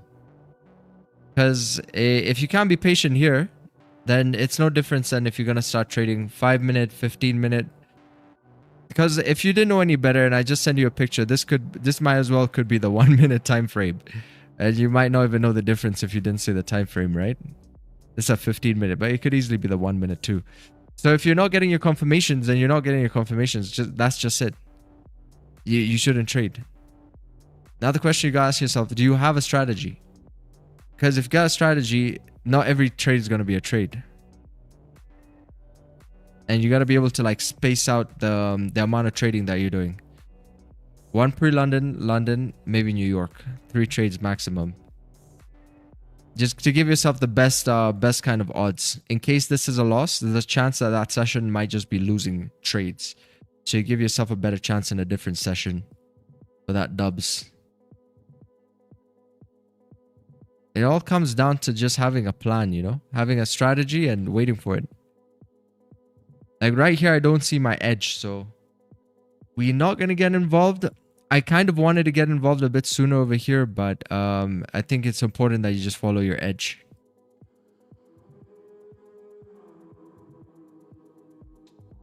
You can see it's gearing, right? It's waiting. Just you wait. You're going to see these candles like eventually start moving whatever direction it is. You're going to see them start moving nicely again.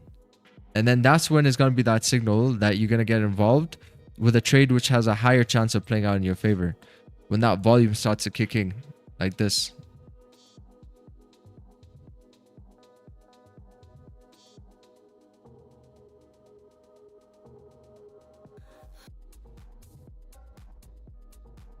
So if you know this, then why not wait? It's because you're still developing patience. That's why. Just accept it, man. That's the point in the journey that you're in. So eventually what's going to happen is you're just going to get tired of your shit at some point. I don't know. For some people, it can take them a year. Some people 5 years. Some people a few months, 1 month, 3 months. That's why now trading is going to be very specific to your psychology. You know, but as soon as you get tired of your shit, you're going to be like this guy over here. You see this guy? This little emoji up here? See how it's chilling like this? Then you're going to say, okay, you know what? I'm tired of this result that I'm getting, so now I'm just going to chill. I'm going to get good at that. And monitoring and being patient and learning. That's when it truly starts. But until that point, you have to get it out of your system, whatever it is that you're doing. But you got to do like every day. You know what I used to do with my live account? I used to take... I used to really stick to 1 or 2 trades. That was always my target. That's how I develop patience and discipline. I tell myself 1 or 2 trades. If I mess it up by breaking my rules, I have to wait another freaking 24 hours. You know, and what fun is that? Like to break a rule, not get the data, the raw data that can help you improve because you broke a rule. But at the same time, now you're also developing patience. So you're like, if you break a rule, you're not going to learn with raw data. And also it just leads to over trading again. You're going to break the patience that you're trying to cultivate as well. So you start to realize I need to be patient so I can start getting that raw data. You understand? So you don't have to waste that 24 hours until you trade again. So that's what I used to do like daily. But as I said, some people are going to take them 5 years. It's going to take you a while depending on how bad do you actually want it, you know. But that's the foundation that I've laid upon you. So you must find it in yourself to find a way to follow it. Because no one can force you to be disciplined. You just are.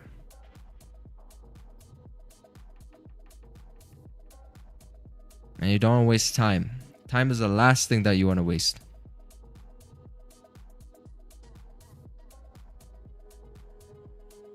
Let's wait, man. Let's get your proper confirmations. Get the actual result. That's the best thing you're going to do for yourself, right? You don't need to be losing with random moves.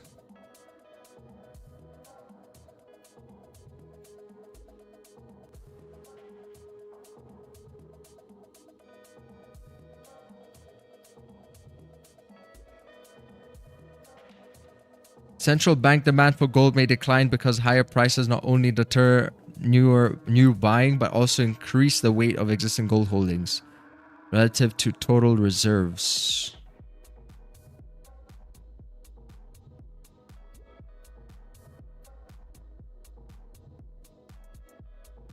What's the lot size you're using in that trade? What trade? Lot size doesn't matter.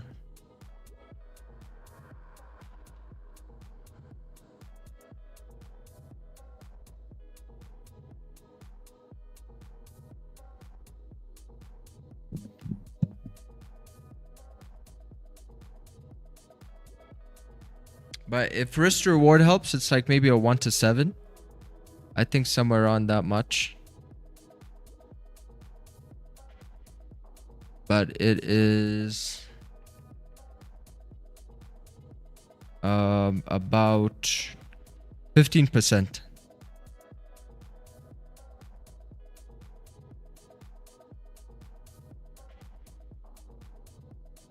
Yeah, risk reward is about 1 to 7.5, I think. 15%. Those are the only things that will matter to you, if any. My lot size will not help you because you will not trade the same lot size as me if you don't have the same account. And these people you see making $100,000 trading at 0.5 lot, it's like, come on, man. Be serious. You're not gonna be catching moves with such a low lot size. It's not like you're gonna be catching so many pips daily. It is so difficult to consistently catch that amount of pips you see on social media. When you see a guy with a 0.01 and he's flipped their account to like something absurd. Bro, just be serious, huh? Be serious. This is not going to be sustainable. You won't catch that many pips, especially when markets, you know, right now markets are a bit volatile, so it's really nice. But for the most part, markets are like, since I started trading, markets are way low. Like the average pips on gold, you're gonna catch maybe like the daily candle on average is like 500 pips.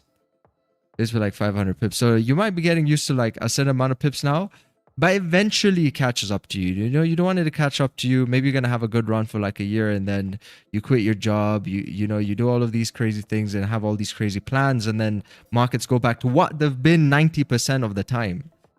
All right. It's going to be like a serious wake-up call. So whatever foundation you're going to set for yourself, at least make it be realistic, yeah? Like even I know right now I'm up like crazy on the year. I'm up like 220%. But I know this is not going to last potentially in 2027. There's a chance this might be coming back down to the average.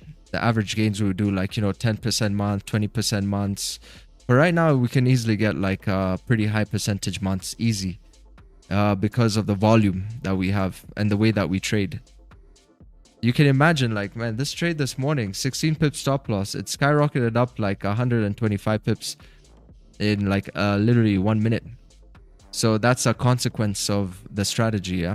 Tight stop loss, proper execution, and volume equals more monthly gains. I risk 2% per trade. So you can see in 1 minute, how unrealistic is it to make 15% if that one minute just skyrockets up, just like we had right over here. Look at this. Let's say I took my usual trade. Let me put here 16.5 pips. And then in 1 minute, this thing skyrocketed up 108 pips. That's about a 1 to 6.58 risk to reward. So for this year, I think we're going to be making a lot of money. But in 2027, we're going to wait and see if it goes back to normal.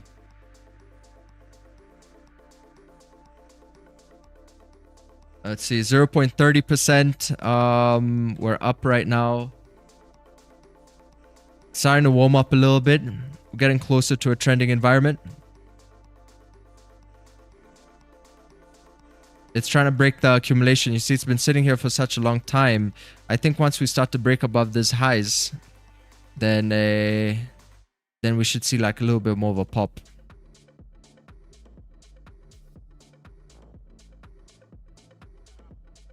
We're gonna win so much, Mr. Donald Trump.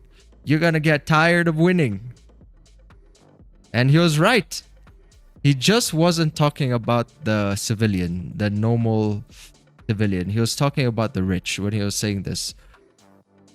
You see, it looks like he's talking to all these people here. We got these lemmings.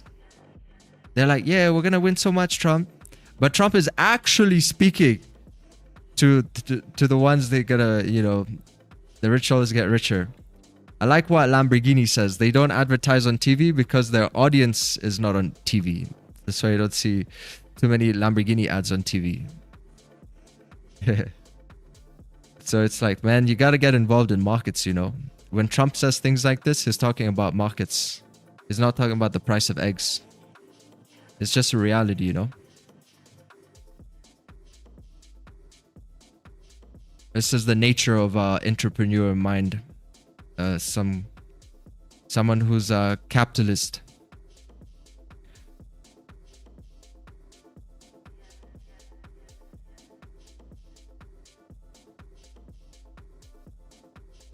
Come on, Goldie. We finally started to like almost break the highs. So close to breaking the highs. We just actually flirted with the break.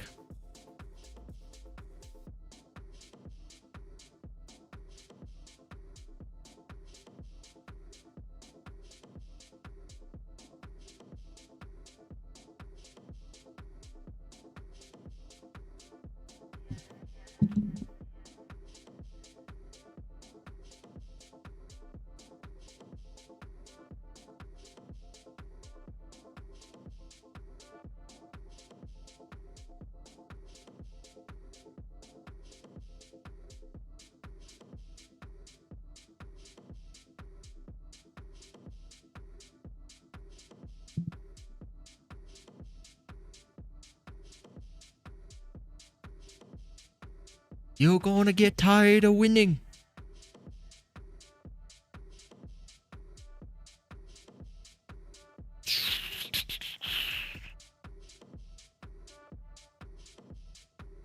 Yeah, we didn't even crack that two pip break properly.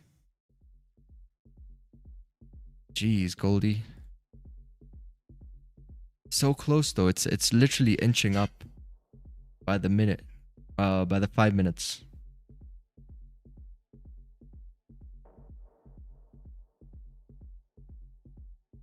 See, is there another break somewhere around here? What if we took the break above here?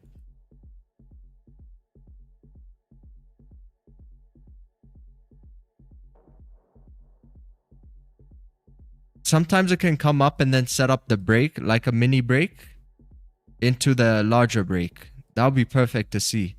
Above this resistance by 44.25.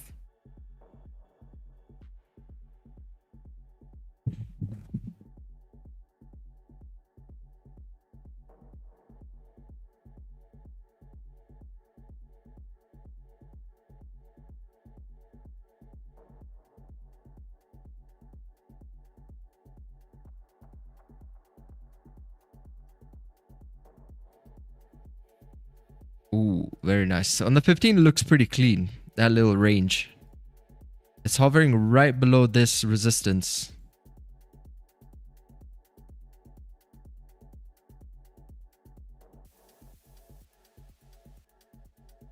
You can see it like the distribution and then accumulation phase a bit better on the 15 here. See, then that was that move. That was that correction to fill the range, which it did. So now it's setting it up again. See, it's not yet come down. So it looks like it's setting it up again to continue pushing. Remember, these levels are meant to get disrespected, chat. And we're meant to go through these levels. So that's what it's setting up over here. All this is so it can try and attempt to break above those highs. I'm low key bullish in this market so far. I think with everything that's going on here, we should be able to see gold pull up a bit. The 4-hour candle is closing in 15 minutes. You think people will be waiting for that? Yeah, it could be because the 4-hour here has already moved up. So with the new 4-hour, we're gonna get volume, and that new 4-hour can do this, can break away. It's just the same way that the 5 minutes. Let's say if your entry is right here, and then the 5-minute candle is coming, and it doesn't trigger, then the next 5-minute opens. There'll be a much better chance you'll get that effect than you would like on that previous 5-minute, correct? Because that will be like super overextended. So that would be the idea for this 4-hour here with the new open.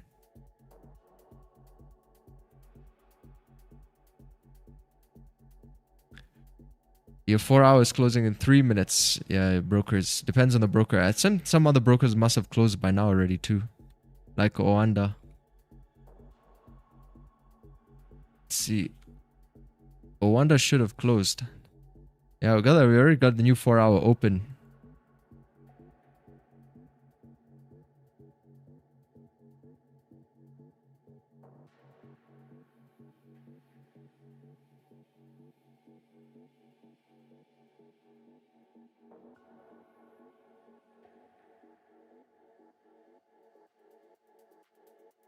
What are we at? 0.20.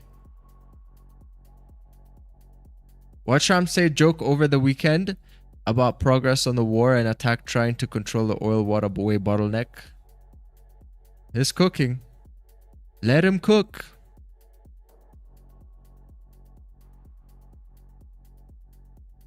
Let him cook.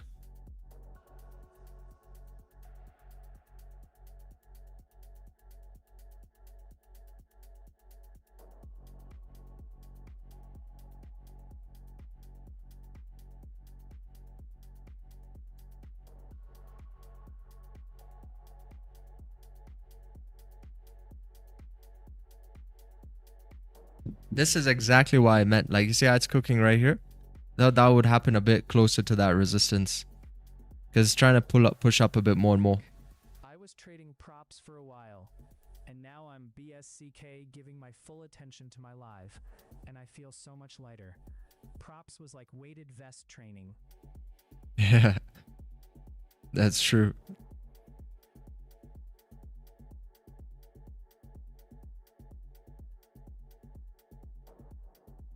Yeah, it's crazy. It's crazy because, like, man, the way I remember prop firms in 2020 was way different. Like, people would first focus on that education and then go for a prop firm. But nowadays, it's the opposite. They do the opposite. They go for the prop firm before the education. It's quite interesting. Like, prop firms existed then, but nobody was talking like the way they're gonna be talking about it now. And the funny thing is, every time I hear somebody talk about it, like, no one's actually making a payout. They're either like passing something, you know, they're getting close to it, but no one is actually getting the payout. It's because they put the props now ahead of the education. Back when I started 2020, we were getting more people passing prop firms. But at the same time, you're hearing less of that. So whenever you'd hear someone talk about prop firms, these people had already had the education to the prop firms. But now everybody talking about it is just literally everybody. There's a huge difference from the cloth that was cut in 2020 than the ones most people getting cut now. A huge difference. So I don't know, man. If you want to be part of that crowd, you know, it's just like a thing. They're just gonna they're kind of like together. Yeah, they're all gonna get discouraged together somewhere down the line. I don't know how long this trend is gonna go for. We've been getting a lot of these prop firms giving like a lot of problems of late. Maybe it's gonna go for the rest of the year, and then back in 2027, people are gonna start leading more back into the education. It's gonna take them time. Don't worry, chat. It's gonna take them time. I've seen these kind of trends in the industry before. That's why I said you gotta make sure you're moving correct, that you're not chasing something, right? Because that's gonna get discouraged and you're gonna end up quitting, or something's gonna happen down the line. So even if you're doing the props, just make sure you're putting just as much effort into your education.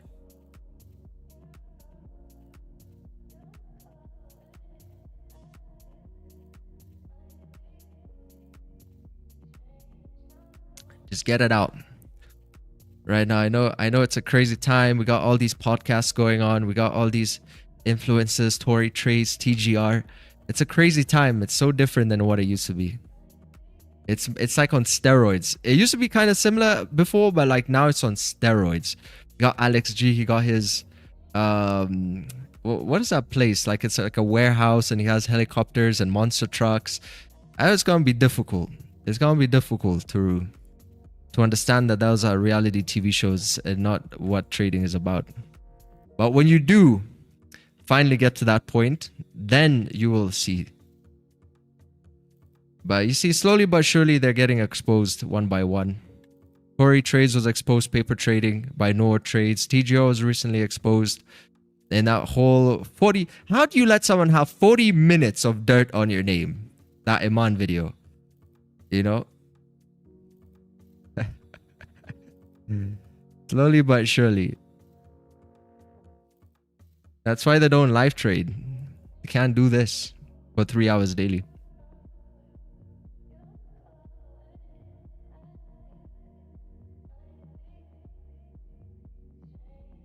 D Money and Patrick are making lots of payouts from Apex.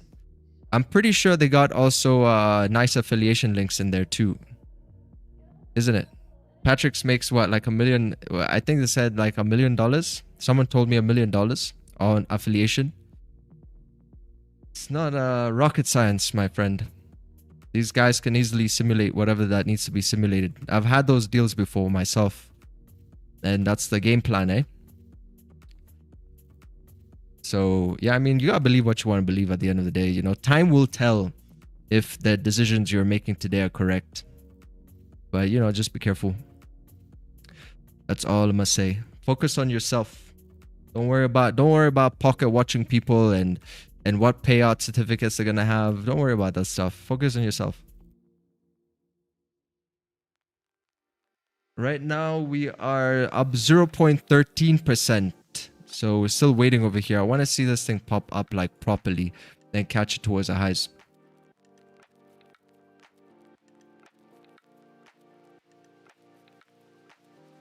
Oh, nice. But good to hear. You're making some profits there at Apex. Awesome.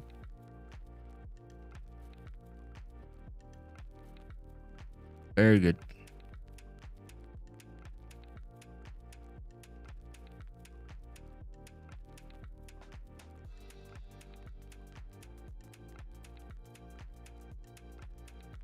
If you can't take $10, you're not going to take $10 to 1 million though. That's crazy.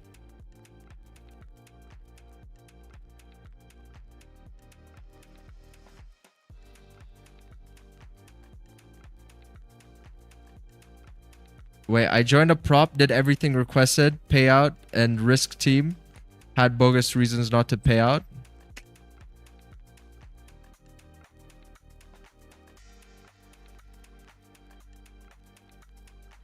You know, the reason people struggle with these payouts and this whole stress is because when you're already consistent, you're not worried that the prop firm won't pay you out because you know you'll be able to be okay and self-sufficient down the road, right? If you can get your account to like slightly good enough size that you're going to be comfortable trading, and in the country that you live as well, that also is going to play a big enough role. But you see, it's like those ones who are really uncertain and like really depend on the payouts and that sort of thing, they're the ones who haven't yet really found that consistency in the long term.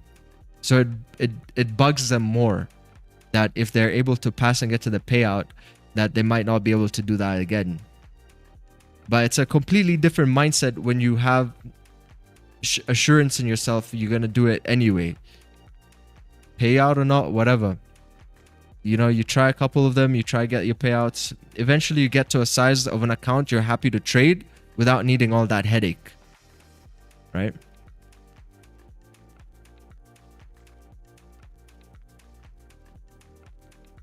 Say, no one can take that skill away from you.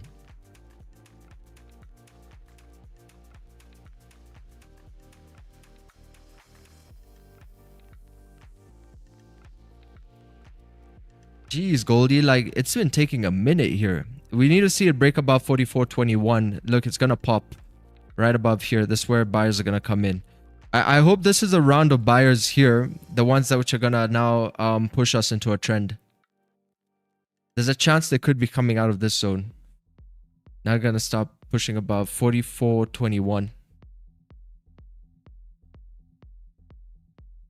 Let's see. Come on. We need like a clean sweep. You know, the Spartans have been struggling here. You can see it's been kind of choppy. Like it's been moving up but choppy. So we just need like a clean sweep through this zone. Just watch, just watch, just watch. Here they come. You need like a strong break above these highs. Give it a better probability. And then they're going to lead the way for us to continue. I hope it just doesn't move like crazy as well, where it just like skyrockets from this point continuously without any entry confirmations. But here come the Spartans. Come on. We're at 0.33% right now.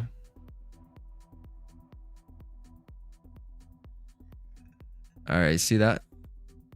They're up like 20 pips right now.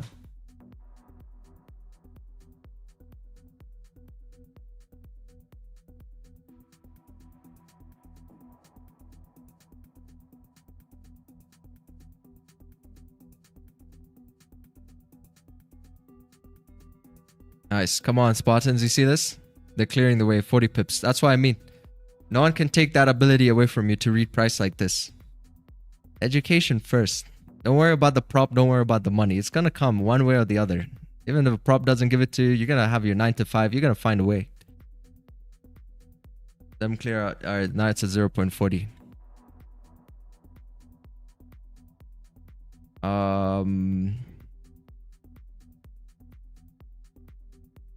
Yeah, this is good. You see now daily bias here has flipped to bullish.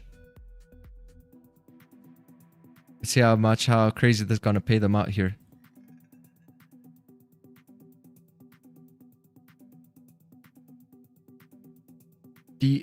D-Day alert.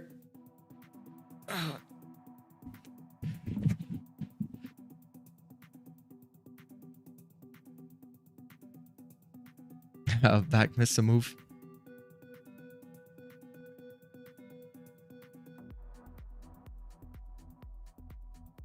Fly, goalie, fly. The TFX boys are in right here. That was a clean one as well. Anybody take that? Who was leading the way over here? Do we got some brave soldiers? Because you know we're like climbing up a mountain right now. So I'm waiting for some of you to go ahead of me, and then I'm gonna follow you behind. That's what I'm waiting for now. Since you've cleared the way over here, the sharpers in the chat. Who are the sharpers in the chat right now? Clearing the way. See this? Told you that volume was gonna kick in. It could kick in like parabolically as well from that area. What I say, chat? These are the sharpers.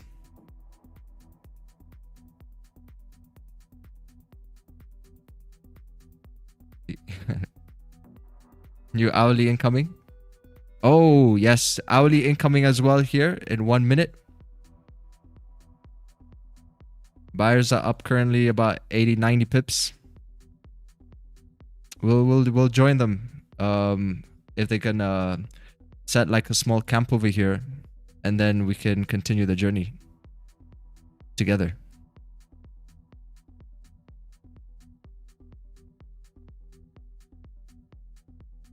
Chat, you think I'm not joking. This is real. I'm not joking when I speak like this. This is literally to some degree what is happening in these areas.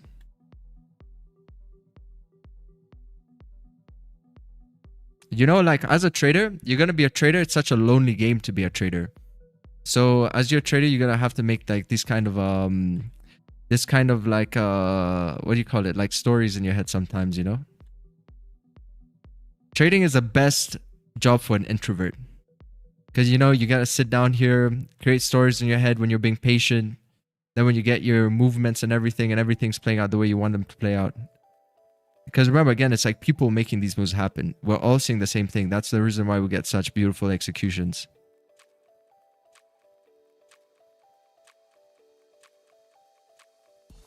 Yeah, exactly.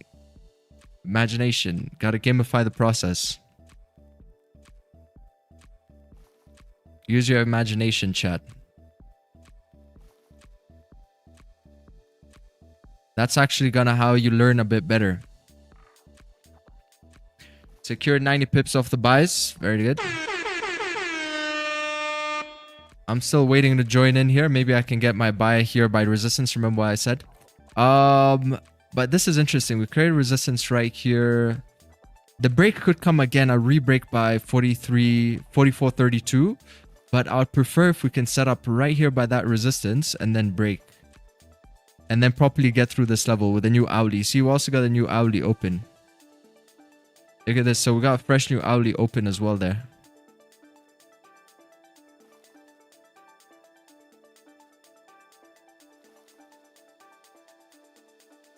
It's just on the verge. Daily buys.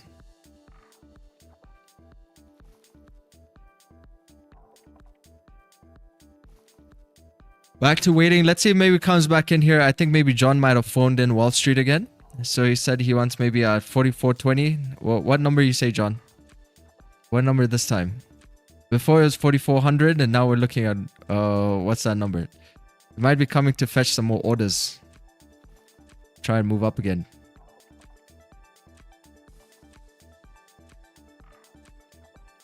It would be better to get a pullback here and then enter on the next break. You see? I told you, chat. John is low-key calling in the market. 1,000 lots.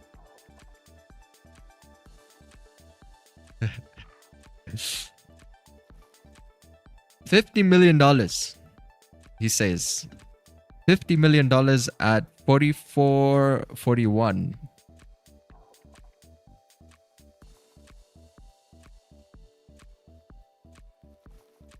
$44.41. Jeez.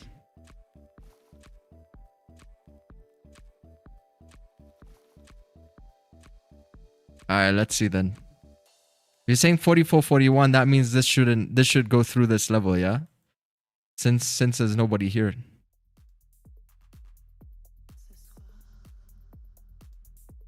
Let's see, it's a dig deep. It's the same deep dig that was here. That was also a big dig into the range by 4400 right there. It's like what's it, like 50% of the range? Here it's actually a little bit more than 50%, like 75. It's digging deep.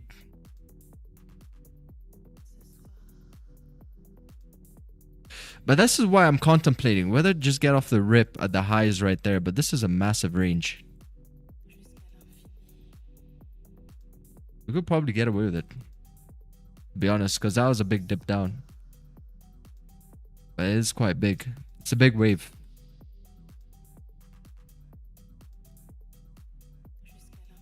I like the smaller ones, like the one which just played out right now.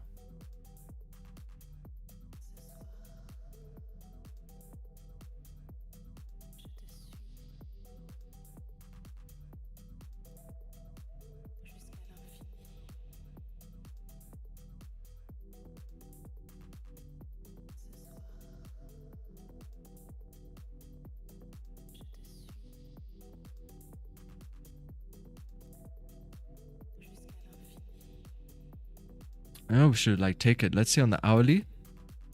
Hourly be reflipping and breaking the highs. Ooh. After creating such a bottom wick.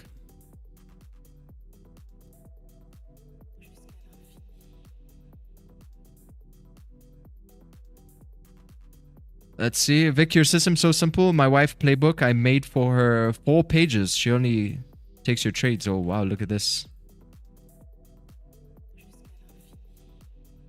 Pretty healthy curve over here. That's a really nice curve. Oh, she is over trading, but let her hit the head a bit. I'm okay. Yep.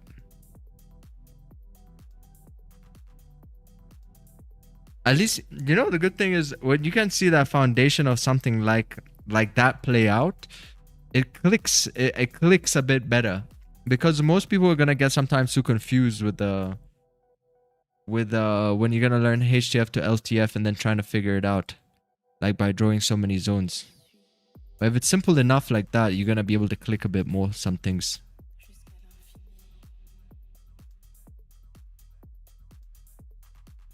The only analysis paralysis may just come in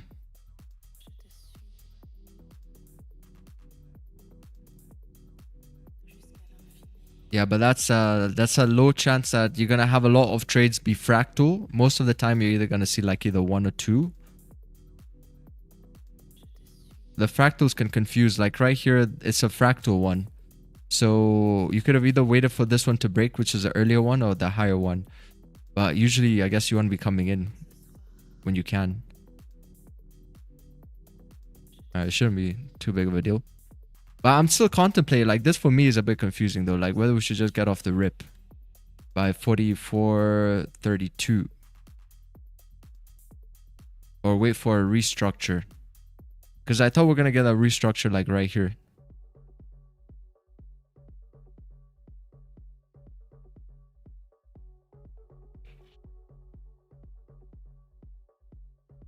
That could give us a good push though. Just because that hourly's fresh and it's created a bottom wick, so it'll be reflipping to break the highs and have a little bit of clean range here by like 84 pips.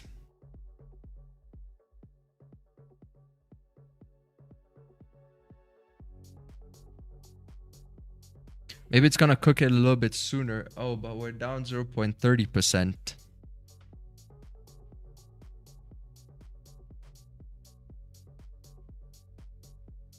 %90 of trades think IFVGs are the holy grail.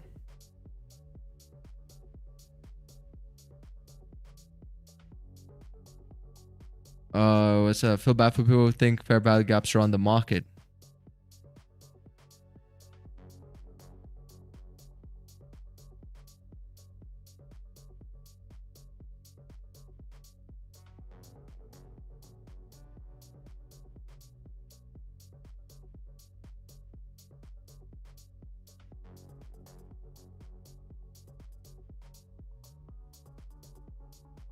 You know, the funny thing is, I don't know, in my personal life, the traders I know who are profitable, they don't trade ICT.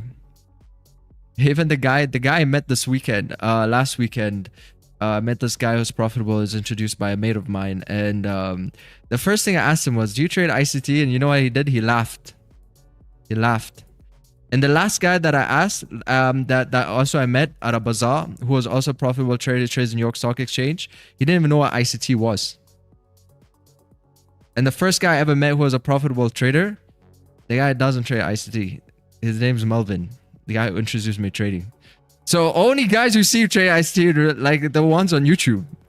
These YouTubers are like into these Instagram, but like for me, my personal experience in like real life, these guys don't even like fuck with that shit, because they're actually profitable. But hey, man, I get it. It's the social media. You're going to argue with me and say, oh, but this guy's a Lambo and that guy does this and this guy is this guy and Patrick Wheeland is the GOAT and, you know, all of these things. But I'm just telling you about reality, right? From what I've seen in real life, not from social media.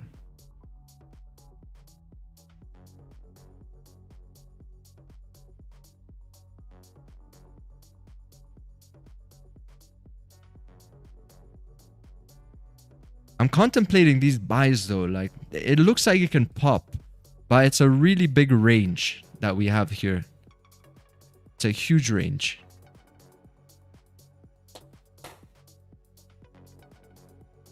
Big range. Should we take the pop, chat? Who's gonna take the pop? Waiting for the 1 minute to close first. Yeah, I'm not convinced. This for me is not standing out as something, you know, something you see this trades like the one we called before this, right here, the one I said the buyers are going to come in and clean the way. Like those would stand out a lot more. You can see it. There's no second guessing, but something like this, you're going to have to think a lot about it, you know. But I can see the opportunity for the pop, especially the hourly creating that bottom wick like this.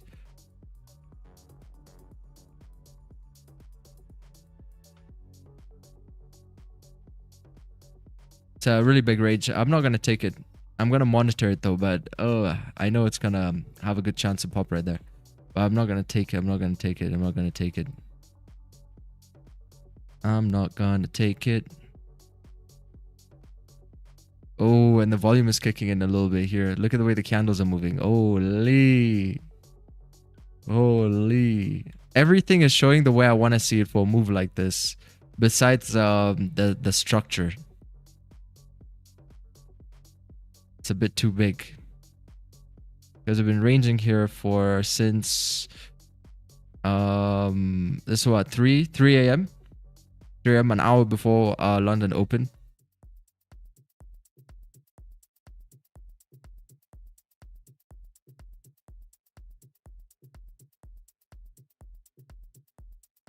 Get ready for a takeoff.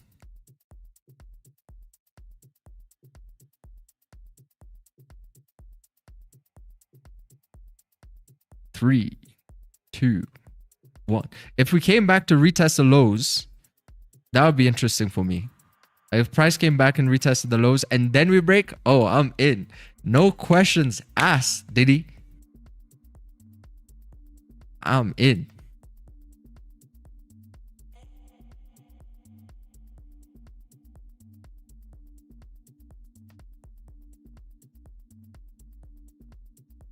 Been trading GJ recently, Vic. Other forex pairs have been moving really nice. Have you ever thought about going back?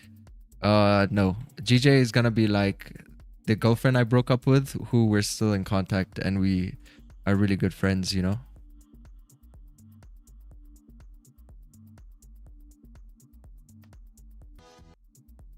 Cause now I'm like this with gold. See, there's GJ. I'm like, hey, what's up?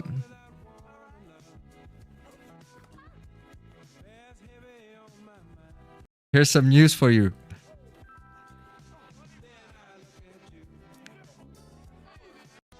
Got some macro news for you, GJ.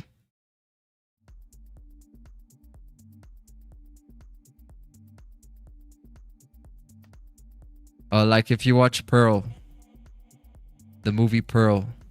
You're scaring me, Pearl. That's GJ now.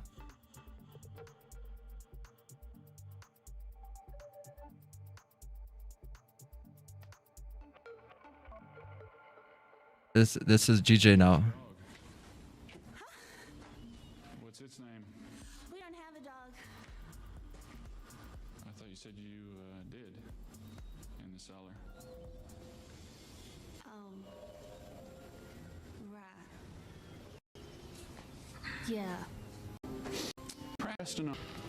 You know the whole reason I was trading GJ in the first place was because everybody on the internet was trading GJ. I didn't even like GJ. I just traded it because everybody traded it. Then I got good at trading it, but I didn't really like it. I really asked myself the question, why am I trading this pair?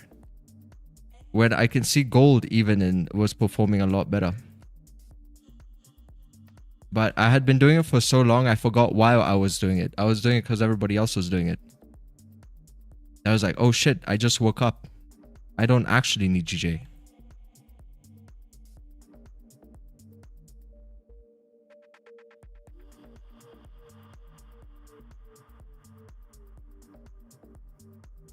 Alright, it's cooking. It's not come down enough. The way I thought it was gonna come to retest 44.17. So it might actually cook up like right here. But man, chat, like this is actually looking like it's gonna pop. It's kind of trickling to the upside there. I just need like a little bit more structure. I just need like a candle here to at least close bearish, and then I could see if I can get in like a strong bearish closure on this next 1 minute would be nice, and then see if I can get it. You see, it's flirting with the highs. That's a higher time frame pop right over there by 44.32. That's a HTF pop. So I want to get like the earlier one and into the bigger one. But I don't want to take the bigger one off the rip. But you see, that's where it's gearing up to right now. Man, and I think it just might go for it. Looks like I'm not going to get my resistance. It's just going to go for it. But I don't want to take that one though.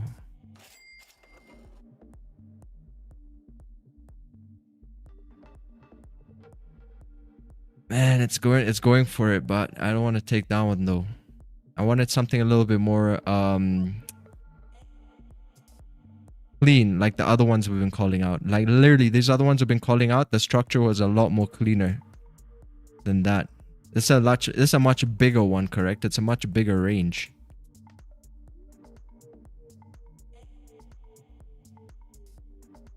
Let's see if I made a good decision.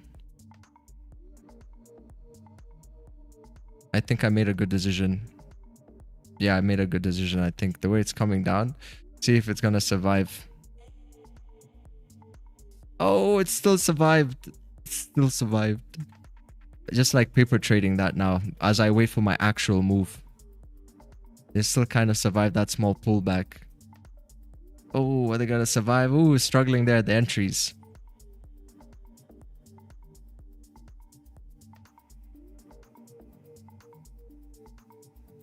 Because if it gave me what I wanted here, then I wouldn't mind any of this. Right? If I took it here and I'm sitting in this trade, knowing that I had to really dig deep to get myself into it, I wouldn't feel good about that drawdown, even if it plays out.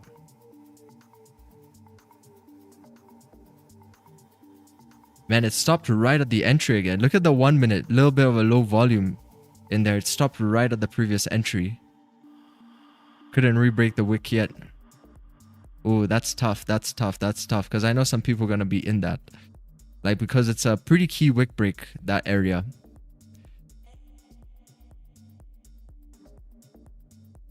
Houston, we have liftoff.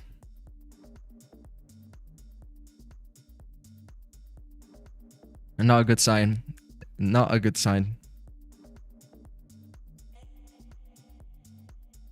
That range is big. That's a really higher time frame range. Let's see. Oh, the pullbacks are scary though. It's coming closer and closer.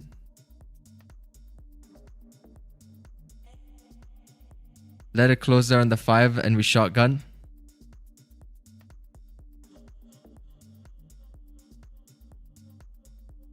They're somewhat surviving, eh? Crazy.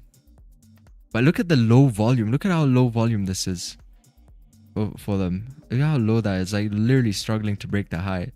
They're probably gonna get taken out. It's never a good sign to see that. They're holding fort. Look at how strong they're holding fort in this area. I know people are in this.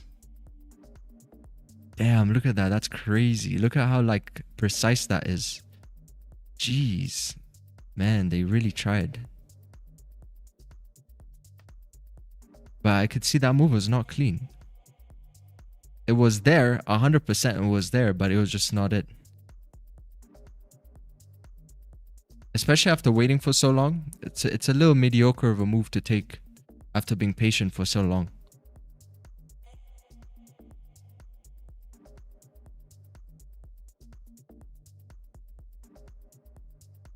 Patience pays again. Another W. Another W for patience. Control. See that voice in my head? Like Senua was telling me, take it, Vic. Take it. You got this. Like, you know, all those voices in the head? It's like, you can take it. Come on. You've been waiting for long. You gotta take it. It's gonna go. It's gonna go. High time's gonna pop. New hourly candle. Take it. Take it. And I'm like, no. Shut up.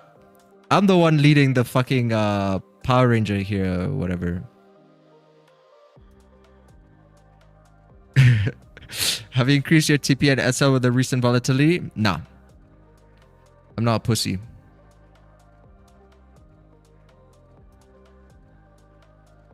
Let's see. 11 minutes, it will pop.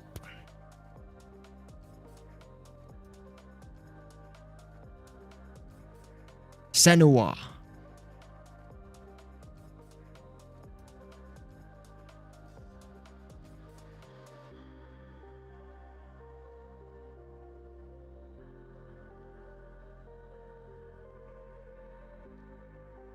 Come on, just set it up, Goldie. We know you want to move up. Just give me the TFX confirmation right here, boy. It just needs to retest a high like this. Boom. Create a little bit more structure on this zone. And then rebreak. I think we can move up. Now, remember, nothing's 100% guaranteed. But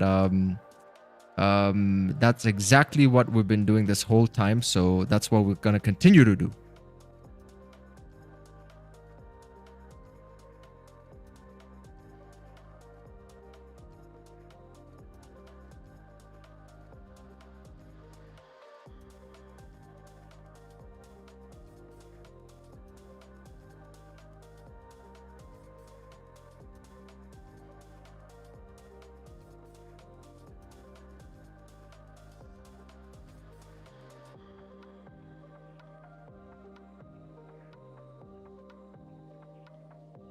Did not get tapped, so I'm out. Movement is too slow. I still think we go up and it's a goodbye scalp, but I have to get off keyboard. See you guys tomorrow.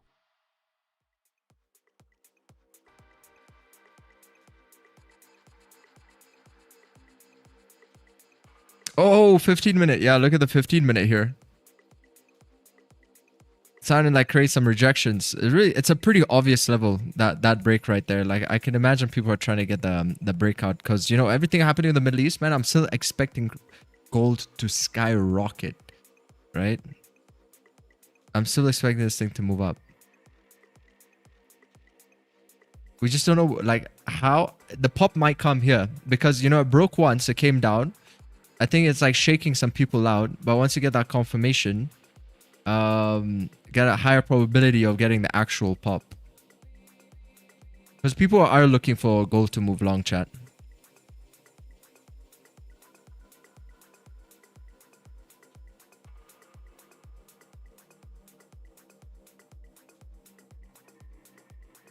Yeah, perfect. Come down, retest this area again like one more time by like 44.25. So you're always just, remember, like trading's about visualizing. So you're always like visualizing how that you want to see the candles to print so that it will make you feel comfortable to get in.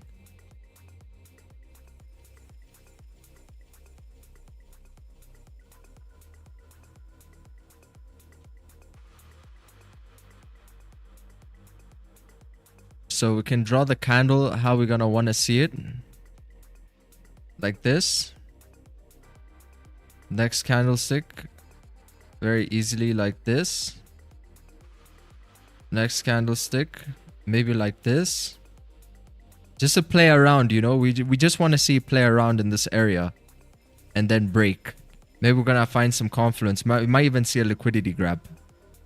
Such as this. And then it's going to pop and break above. But we just want to be patient. Remember, patience is the name of the game. We want to see it play around just enough, you know, that you don't also miss the move, but you don't get in too early.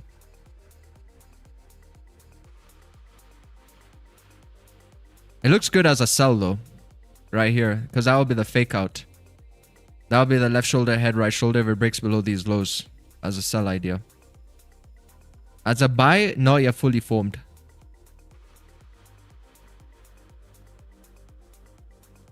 And try not to think too much about the trade, you know, because it can be discouraging for being patient for, let's say, 2 hours, maybe 3 or whatever, how long. And then let's say you still didn't get the outcome you wanted to get. Try and detach from that, because what's going to happen is you're easily falling back into your routine. If you win, awesome. You kind of feel good, a little bit more patient. You want to be patient. But remember, character is built when you're not winning. Right? Because what happens now, if you lose, you're going to be like, damn, you know, like now I got to get it back. And your patience bar is like always going to be so much lower than when you win a trade. So be careful with that, because, you know, you're going to be patient for so long and then all of a sudden you start breaking your rules. That's not what you want to do. So I'm letting you know, like, this is something that you're going to feel. You got to be very careful about that.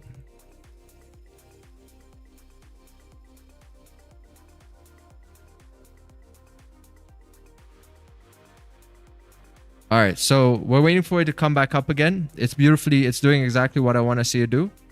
Now I want to see it pop back up. It might give us that liquidity grab confluence if it doesn't play out the sells. But you see that 15 minutes looking quite juicy for a sell play. You got like multiple rejection wicks right here by the highs. The 1 minute looks like it's about to distribute below 44.23. But since we're looking for buys, I want to see that become the liquidity grab confluence. Right below here. And then come up.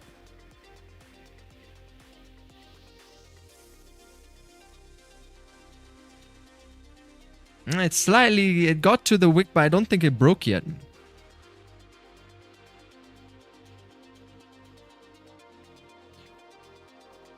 Let's see. It broke by like maybe 0.1 pip, but barely anything. See 1 hour green, red green. It's created that support which I wanted to see.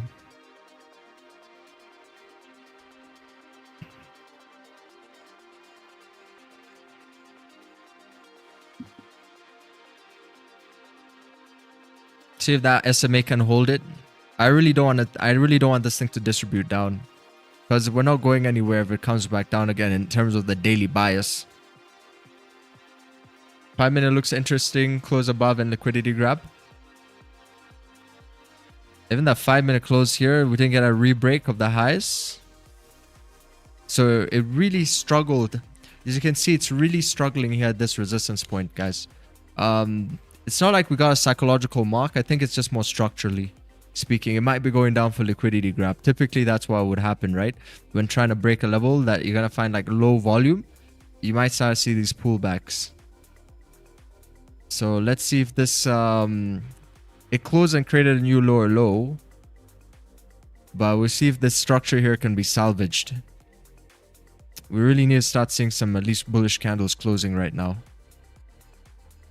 This could have been that little grab below here as it's attempting to break the highs.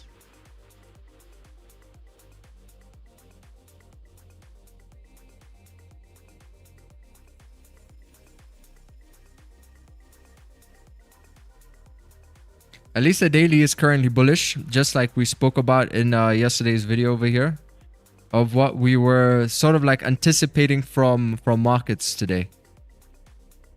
Correct? At least we're getting somewhat what we're expecting from markets today over here.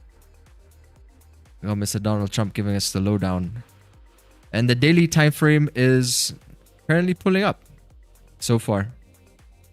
So we're going to ask the question if we can see more of this today, right? If we can see further upside. Then for me, that's kind of going to make a lot more sense with the macros than if we started selling off. And that's the reason I think also why today we're more bullish than bearish so far.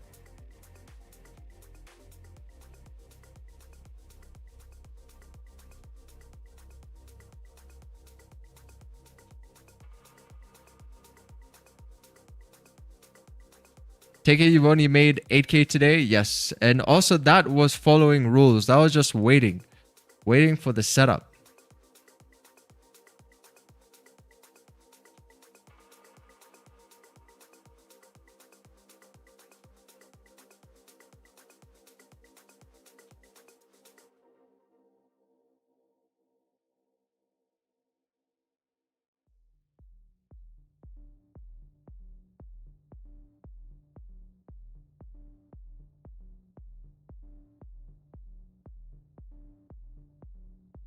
Man, come on, Goldie, being so boring. Like literally, if we could get that move here, set it up and break, this would be the beginning of that I believe of that daily push back to the highs. Right there, because that's a very key level that we're flirting with for the HTF. Don't worry about these zones, like these resistance levels, they're gonna be meant to be disrespected. Right? We're eventually, if we're gonna move up, we're eventually gonna go through them, correct? So we want to see the freaking confirmation there. And I like the way you see after this move here, after I broke from this resistance to that resistance, look at what it's done. It's created a support. Why is it creating a support? Because it's trying to support the idea for the next candles to continue to move up through that level. Because typically you would not see a price create a support at a zone like that. Right? You would hit the resistance and then candlesticks would typically start to come back down. So it is attempting to move up.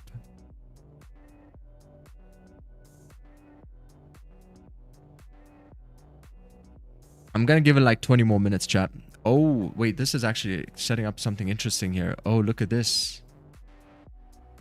We got a little setup here.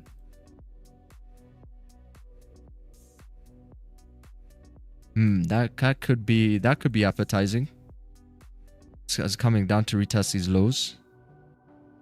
Let's see what the Auli has not yet had a move. You see, Auli's just retraced down like this. Hasn't had like a move yet.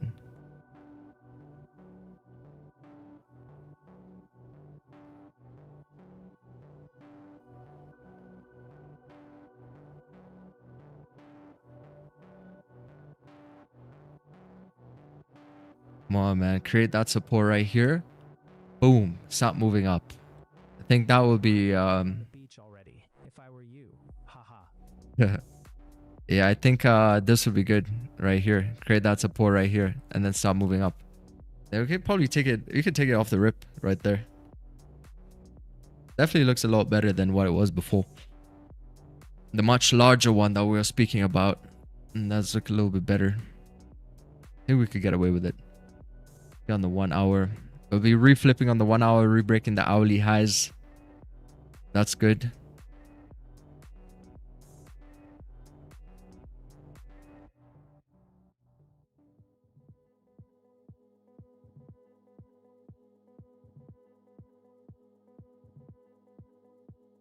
Worked so hard, forgot how to vacation.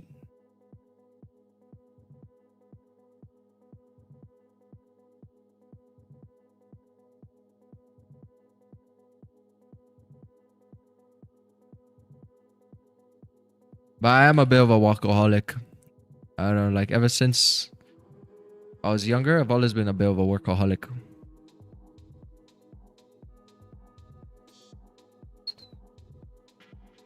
Well, not younger. Let's say since I was in uni. Realistically, since university. Oh, man.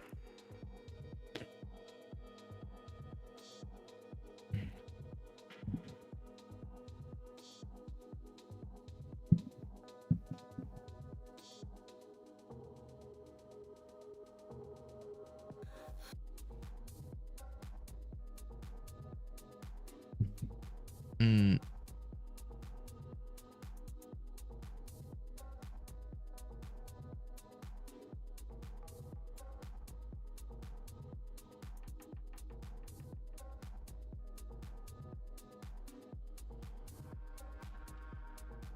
Come on, Goldie. Like, if it re-breaks these lows, that's just long. That is long.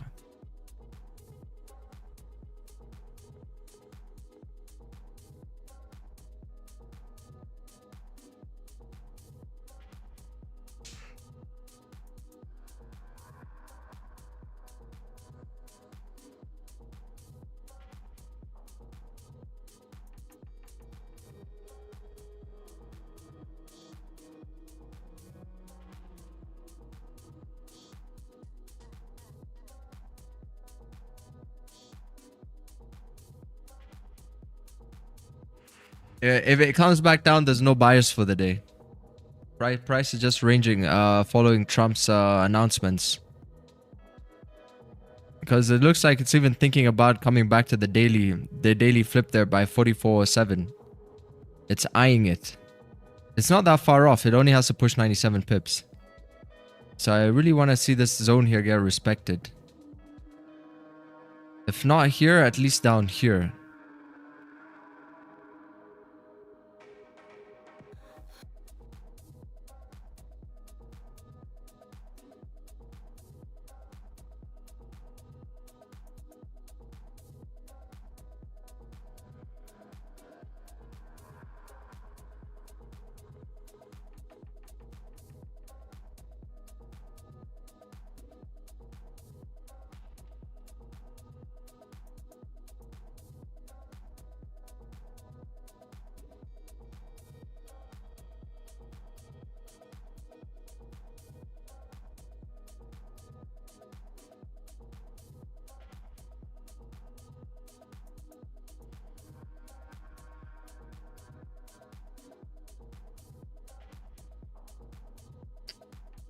I know when I end the stream, this thing is gonna move. I just know it.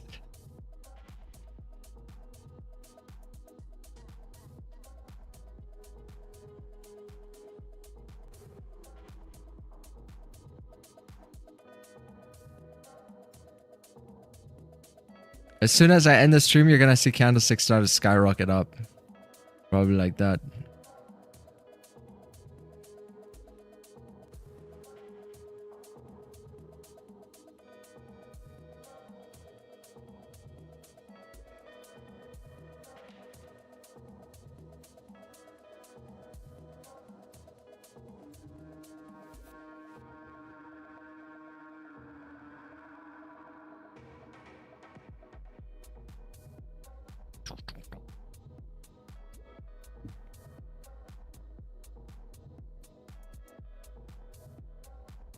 Crazy X.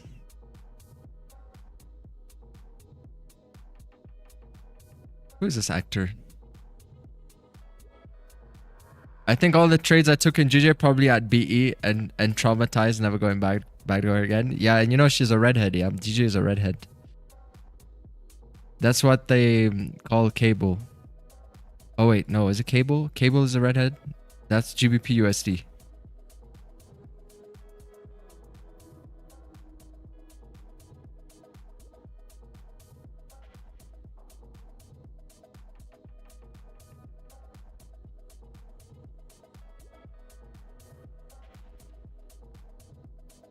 Alright, let's see how this 5 minutes are gonna creep up.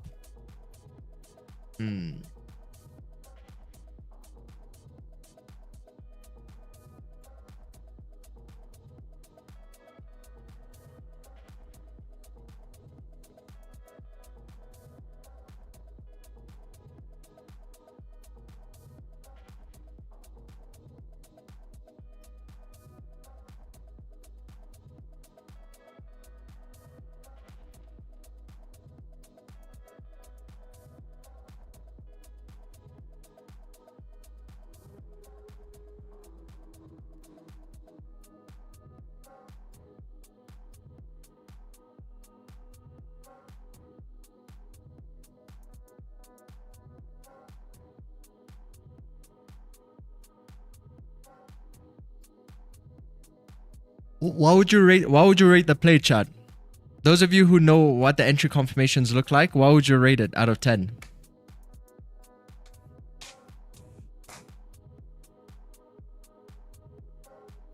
What would you rate it out of 10? Those of you who know what the concepts look like.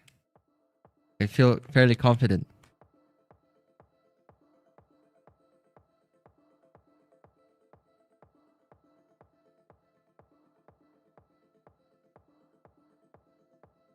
Oh, bye. Gaming stream? Yeah, I'm gonna try. A 7? Yeah, it's like I would say also about like a 7. I'd say also about like a 7. Getting excited here. All right, let's see. 5-minute here is cooking up. New 5-minute is about to open. Next time we re-break this highs, I'm expecting more of a pop than what happened previously.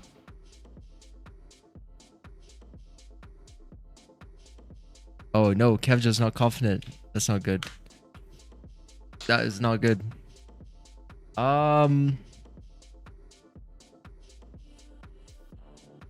It's definitely there.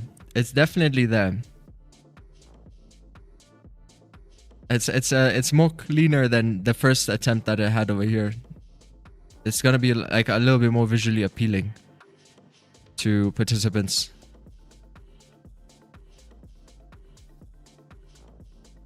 I guess what will happen is how we approach it would actually matter a lot. It would be nice if we got a couple 5-minute candle close like somewhere around 44.30 before the break. That'll be a lot cleaner than just straight up from here.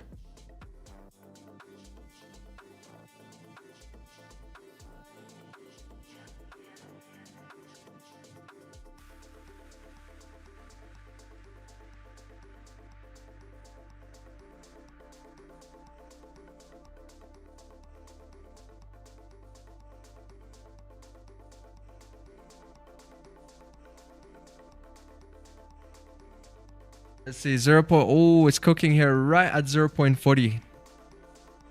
Sheesh. It would be better if it cooks before the break of the highs there.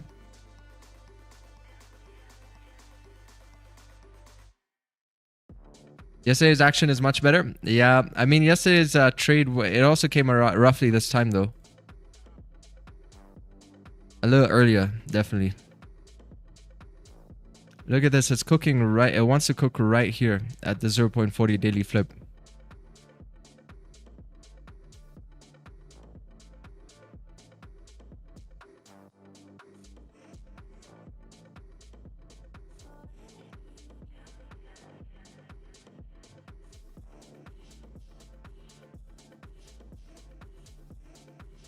Question is if it comes down a little bit earlier like here. And then breaks the highs, get like a bit of an earlier one.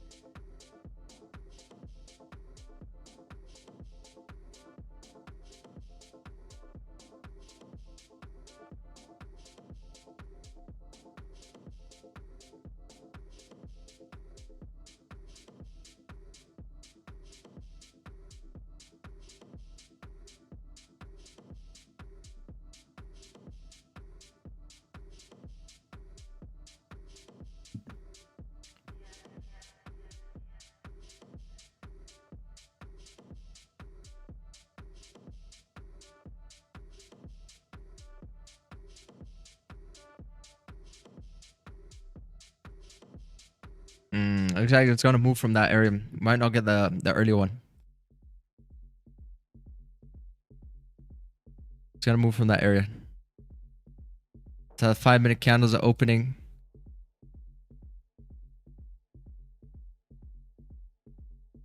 I don't know. I'll be waiting for the hourly. It's gonna take another 15 minutes.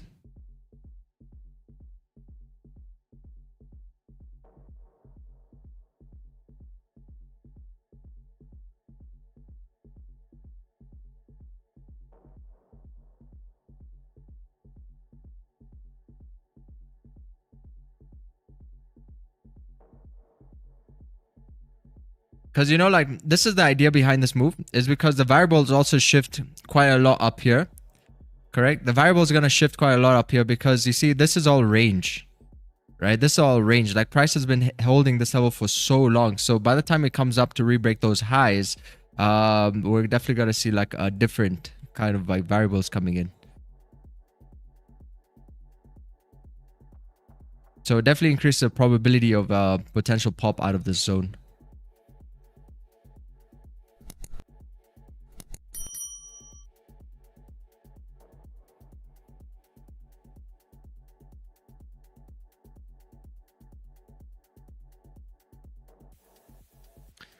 Could be the next typical London session. We said at the highs, looked like we wanted break and then jump, just dump. We see like we're approaching pre-New York now. This hourly candle has still not had a move. See about like 14 minutes left for this hourly candle. What was this hourly candle been doing this whole time? Nothing. It's just pulled down. It's like a doji. So as it's coming to a close, sometimes the HTF candles do need to close. That's why we might see, if you're too focused on the lower time frame, you forget that the higher time frames also can start moving in the last 10 minutes, 5 minutes. So it could be the case. We might see a bit of the pop towards the end of this hourly candle over here. Because it hasn't had a move, really.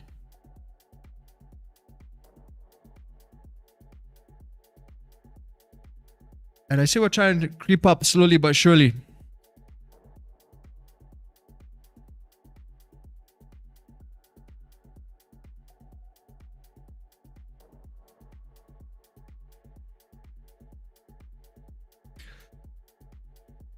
I guess a good thing is there's been no distribution from the lows here.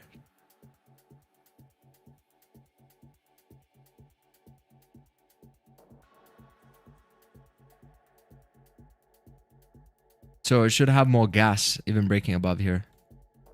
Because sometimes if there's a setup already, it's going to distribute the first setup and then hit the second setup. But at that point, it's still going to come and retest the first setup before moving up.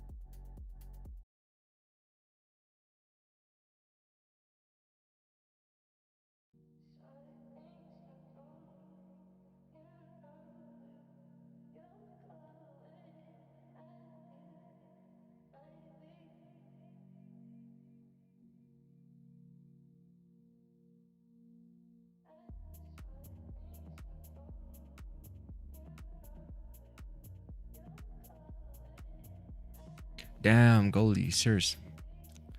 Losing patience.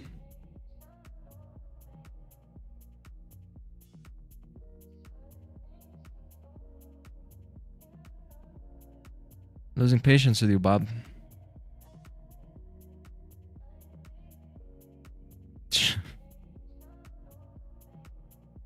Looks like a little head and shoulders now. It's like trying to break the lows.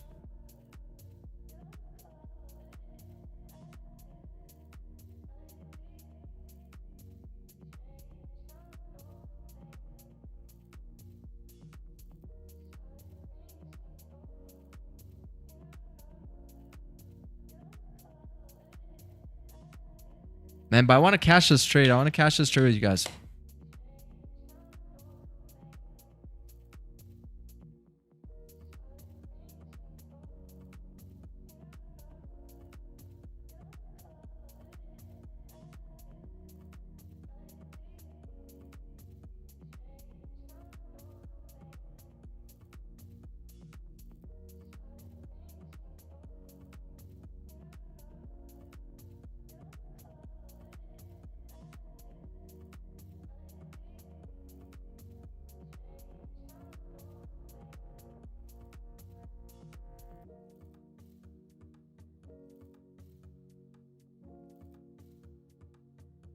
Because I think this is going to be a bomber clot, to be honest. Bomboka!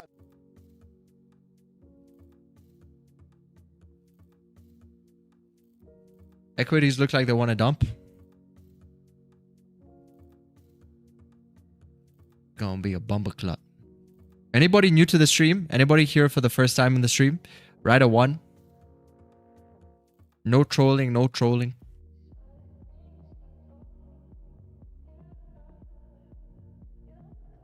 Where are the day ones? Day ones, day ones.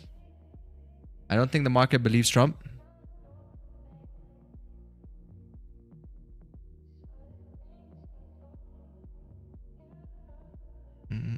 Oh, second time? Nice. Welcome, welcome.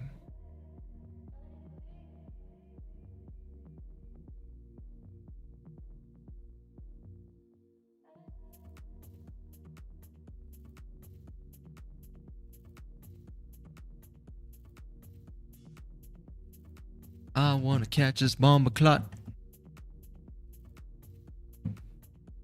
Catch this bomber clot. And then play something else. Right now we're playing the market. And then later we're gonna play something else.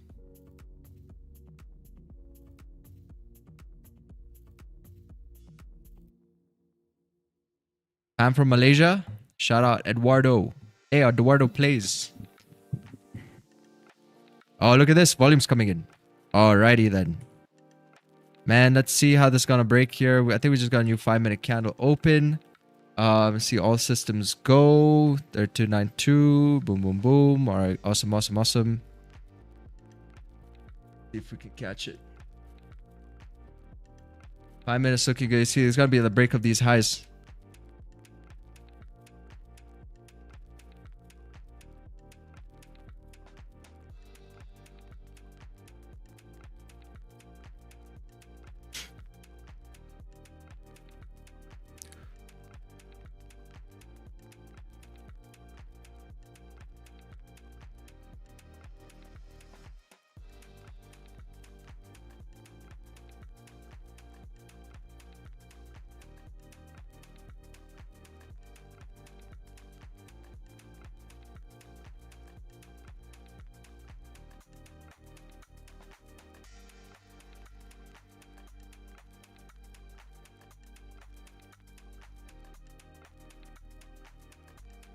Very nice. I love it. I love it because I can see the structure clearly. And I would love any outcome from this because I can see it clearly.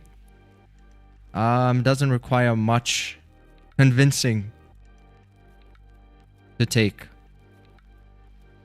Those are the type of trades I like.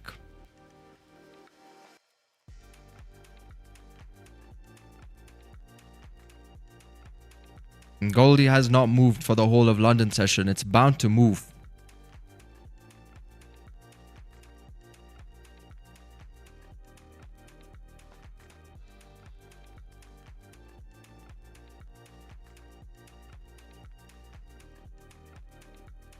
Gonna get a new 5-minute candle open soon. This hourly is about to close too. The hourly hadn't had any moves at all.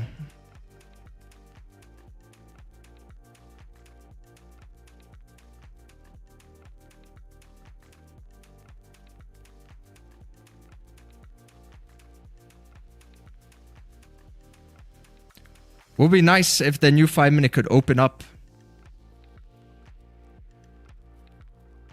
We'll need this 1 minute here to close first.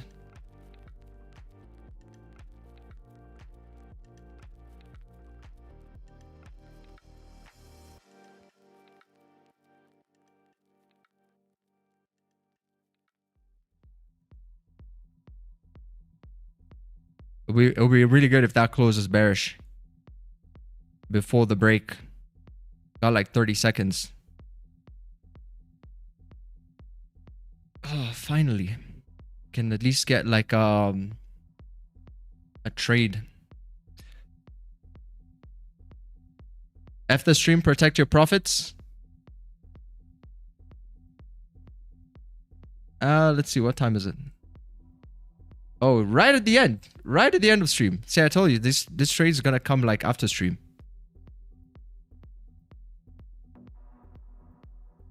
No, but my profit's already protected.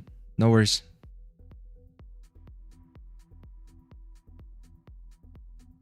New 5-minute open. I like the way the 5-minute is looking here as well. See, now it's like pulling back, creating a bottom wick. I want to see you re-break these highs for us to move up.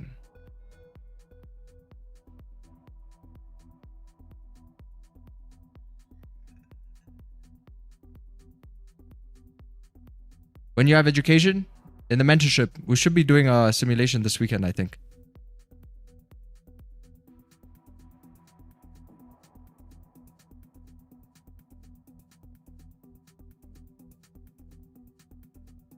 Nice little liquidity grab, potential liquidity grab on the 1 minute with the 5-minute creating its bottom wick. The reason I'm not too worried about the hourly is because the hourly hasn't moved yet. All right, I got in. Let's fly, baby.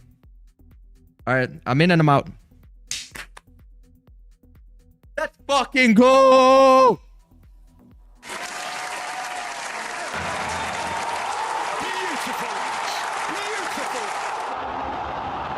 Something close to genius.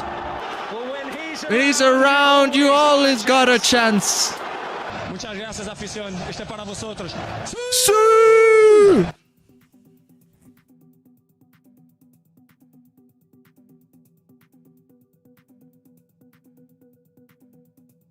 Simp.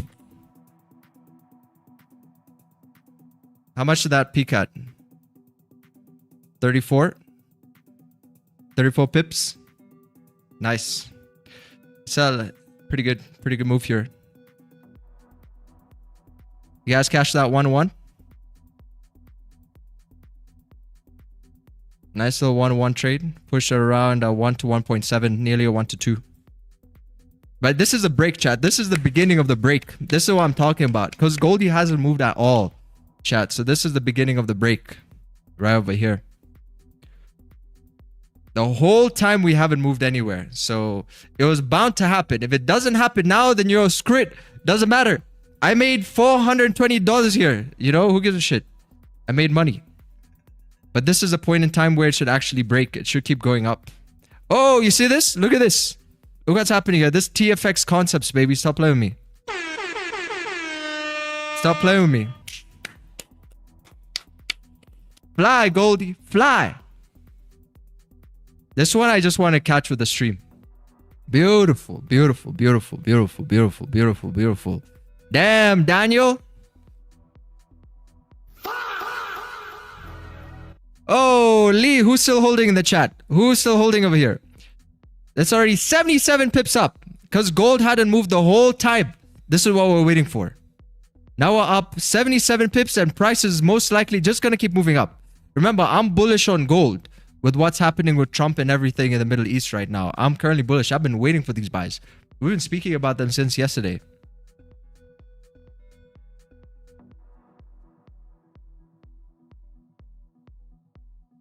Ooh, Lee. Fly, Goldie. Why are you running? Why are you running? Why are you running? Bomba. Oh, chat, it was a bomber cloud. I could feel it. I could feel there's a bomber cloud coming in. Still in? Secure something. If you're still in, secure something, man. Take something off the table. 80%, let the rest run.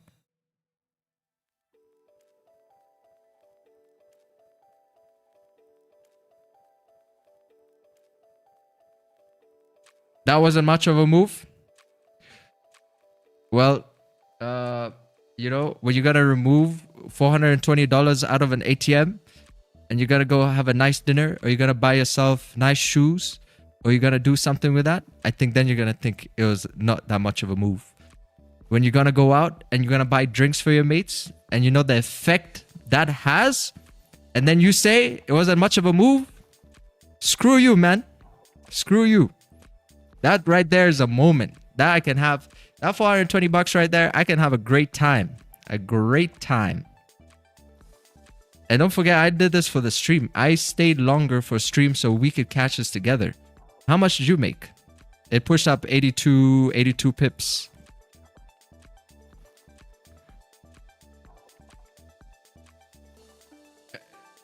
The noise I'm making. I didn't know we had snowflakes in the chat. Let me enjoy, man. That's what I do for a living.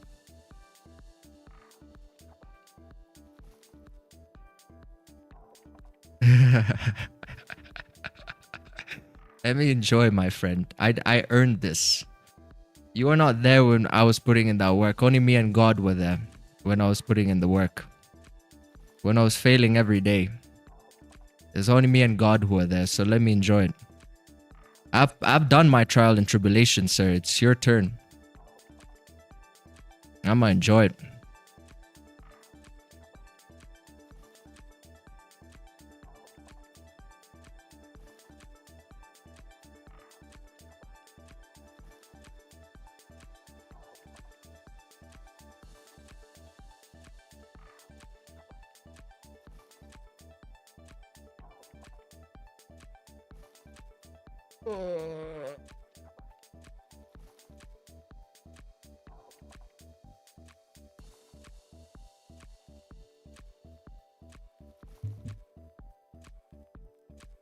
You bored of winning yet?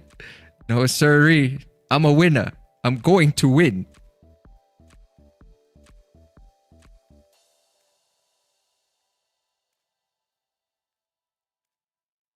To the victor go the spoils. Holy!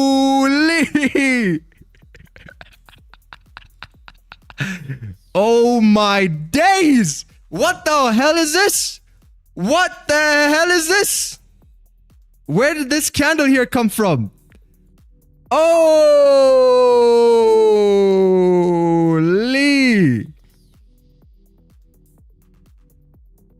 That's a 700 pip candle. I just journaling the trade over here, and then you see a candlestick just completely melt. Wow, man. You know, I think a lot of people got into buys over here. That's why. You see, buyers make money, sellers make money, pigs get slaughtered. Right over here, chat. Who's still holding? Who's still holding? Holy. Look at that. You see all the people who left the stream after I took the trade? All those were haters. Let me tell you, all those were haters. We had 210 minus 185. 25 people were here plotting.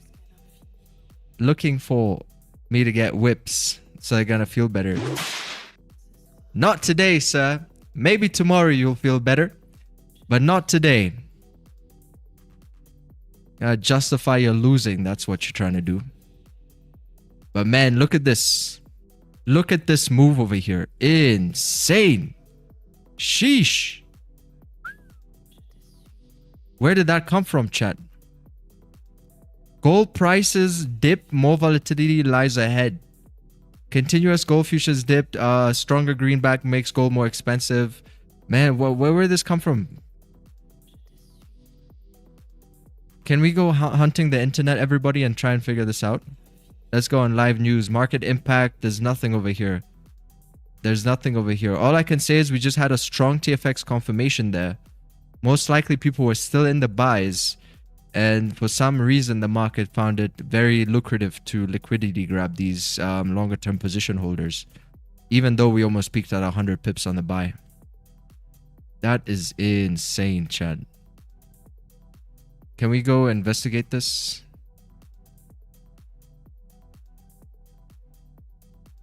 Why gold is cooking like this right now? Yeah, I'm done. I'm done for the day. This is enough. I think that was just a sign telling me like that's it.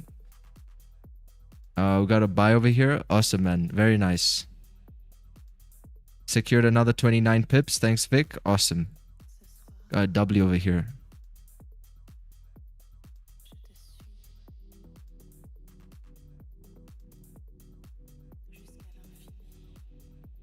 Holy. Wow. Insane.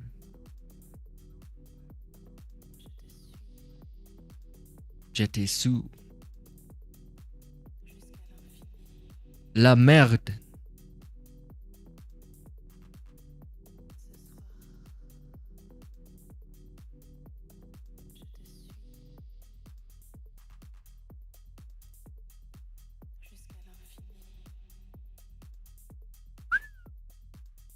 All right, chat, I'm out. It's been real. See you in the next one. Adios.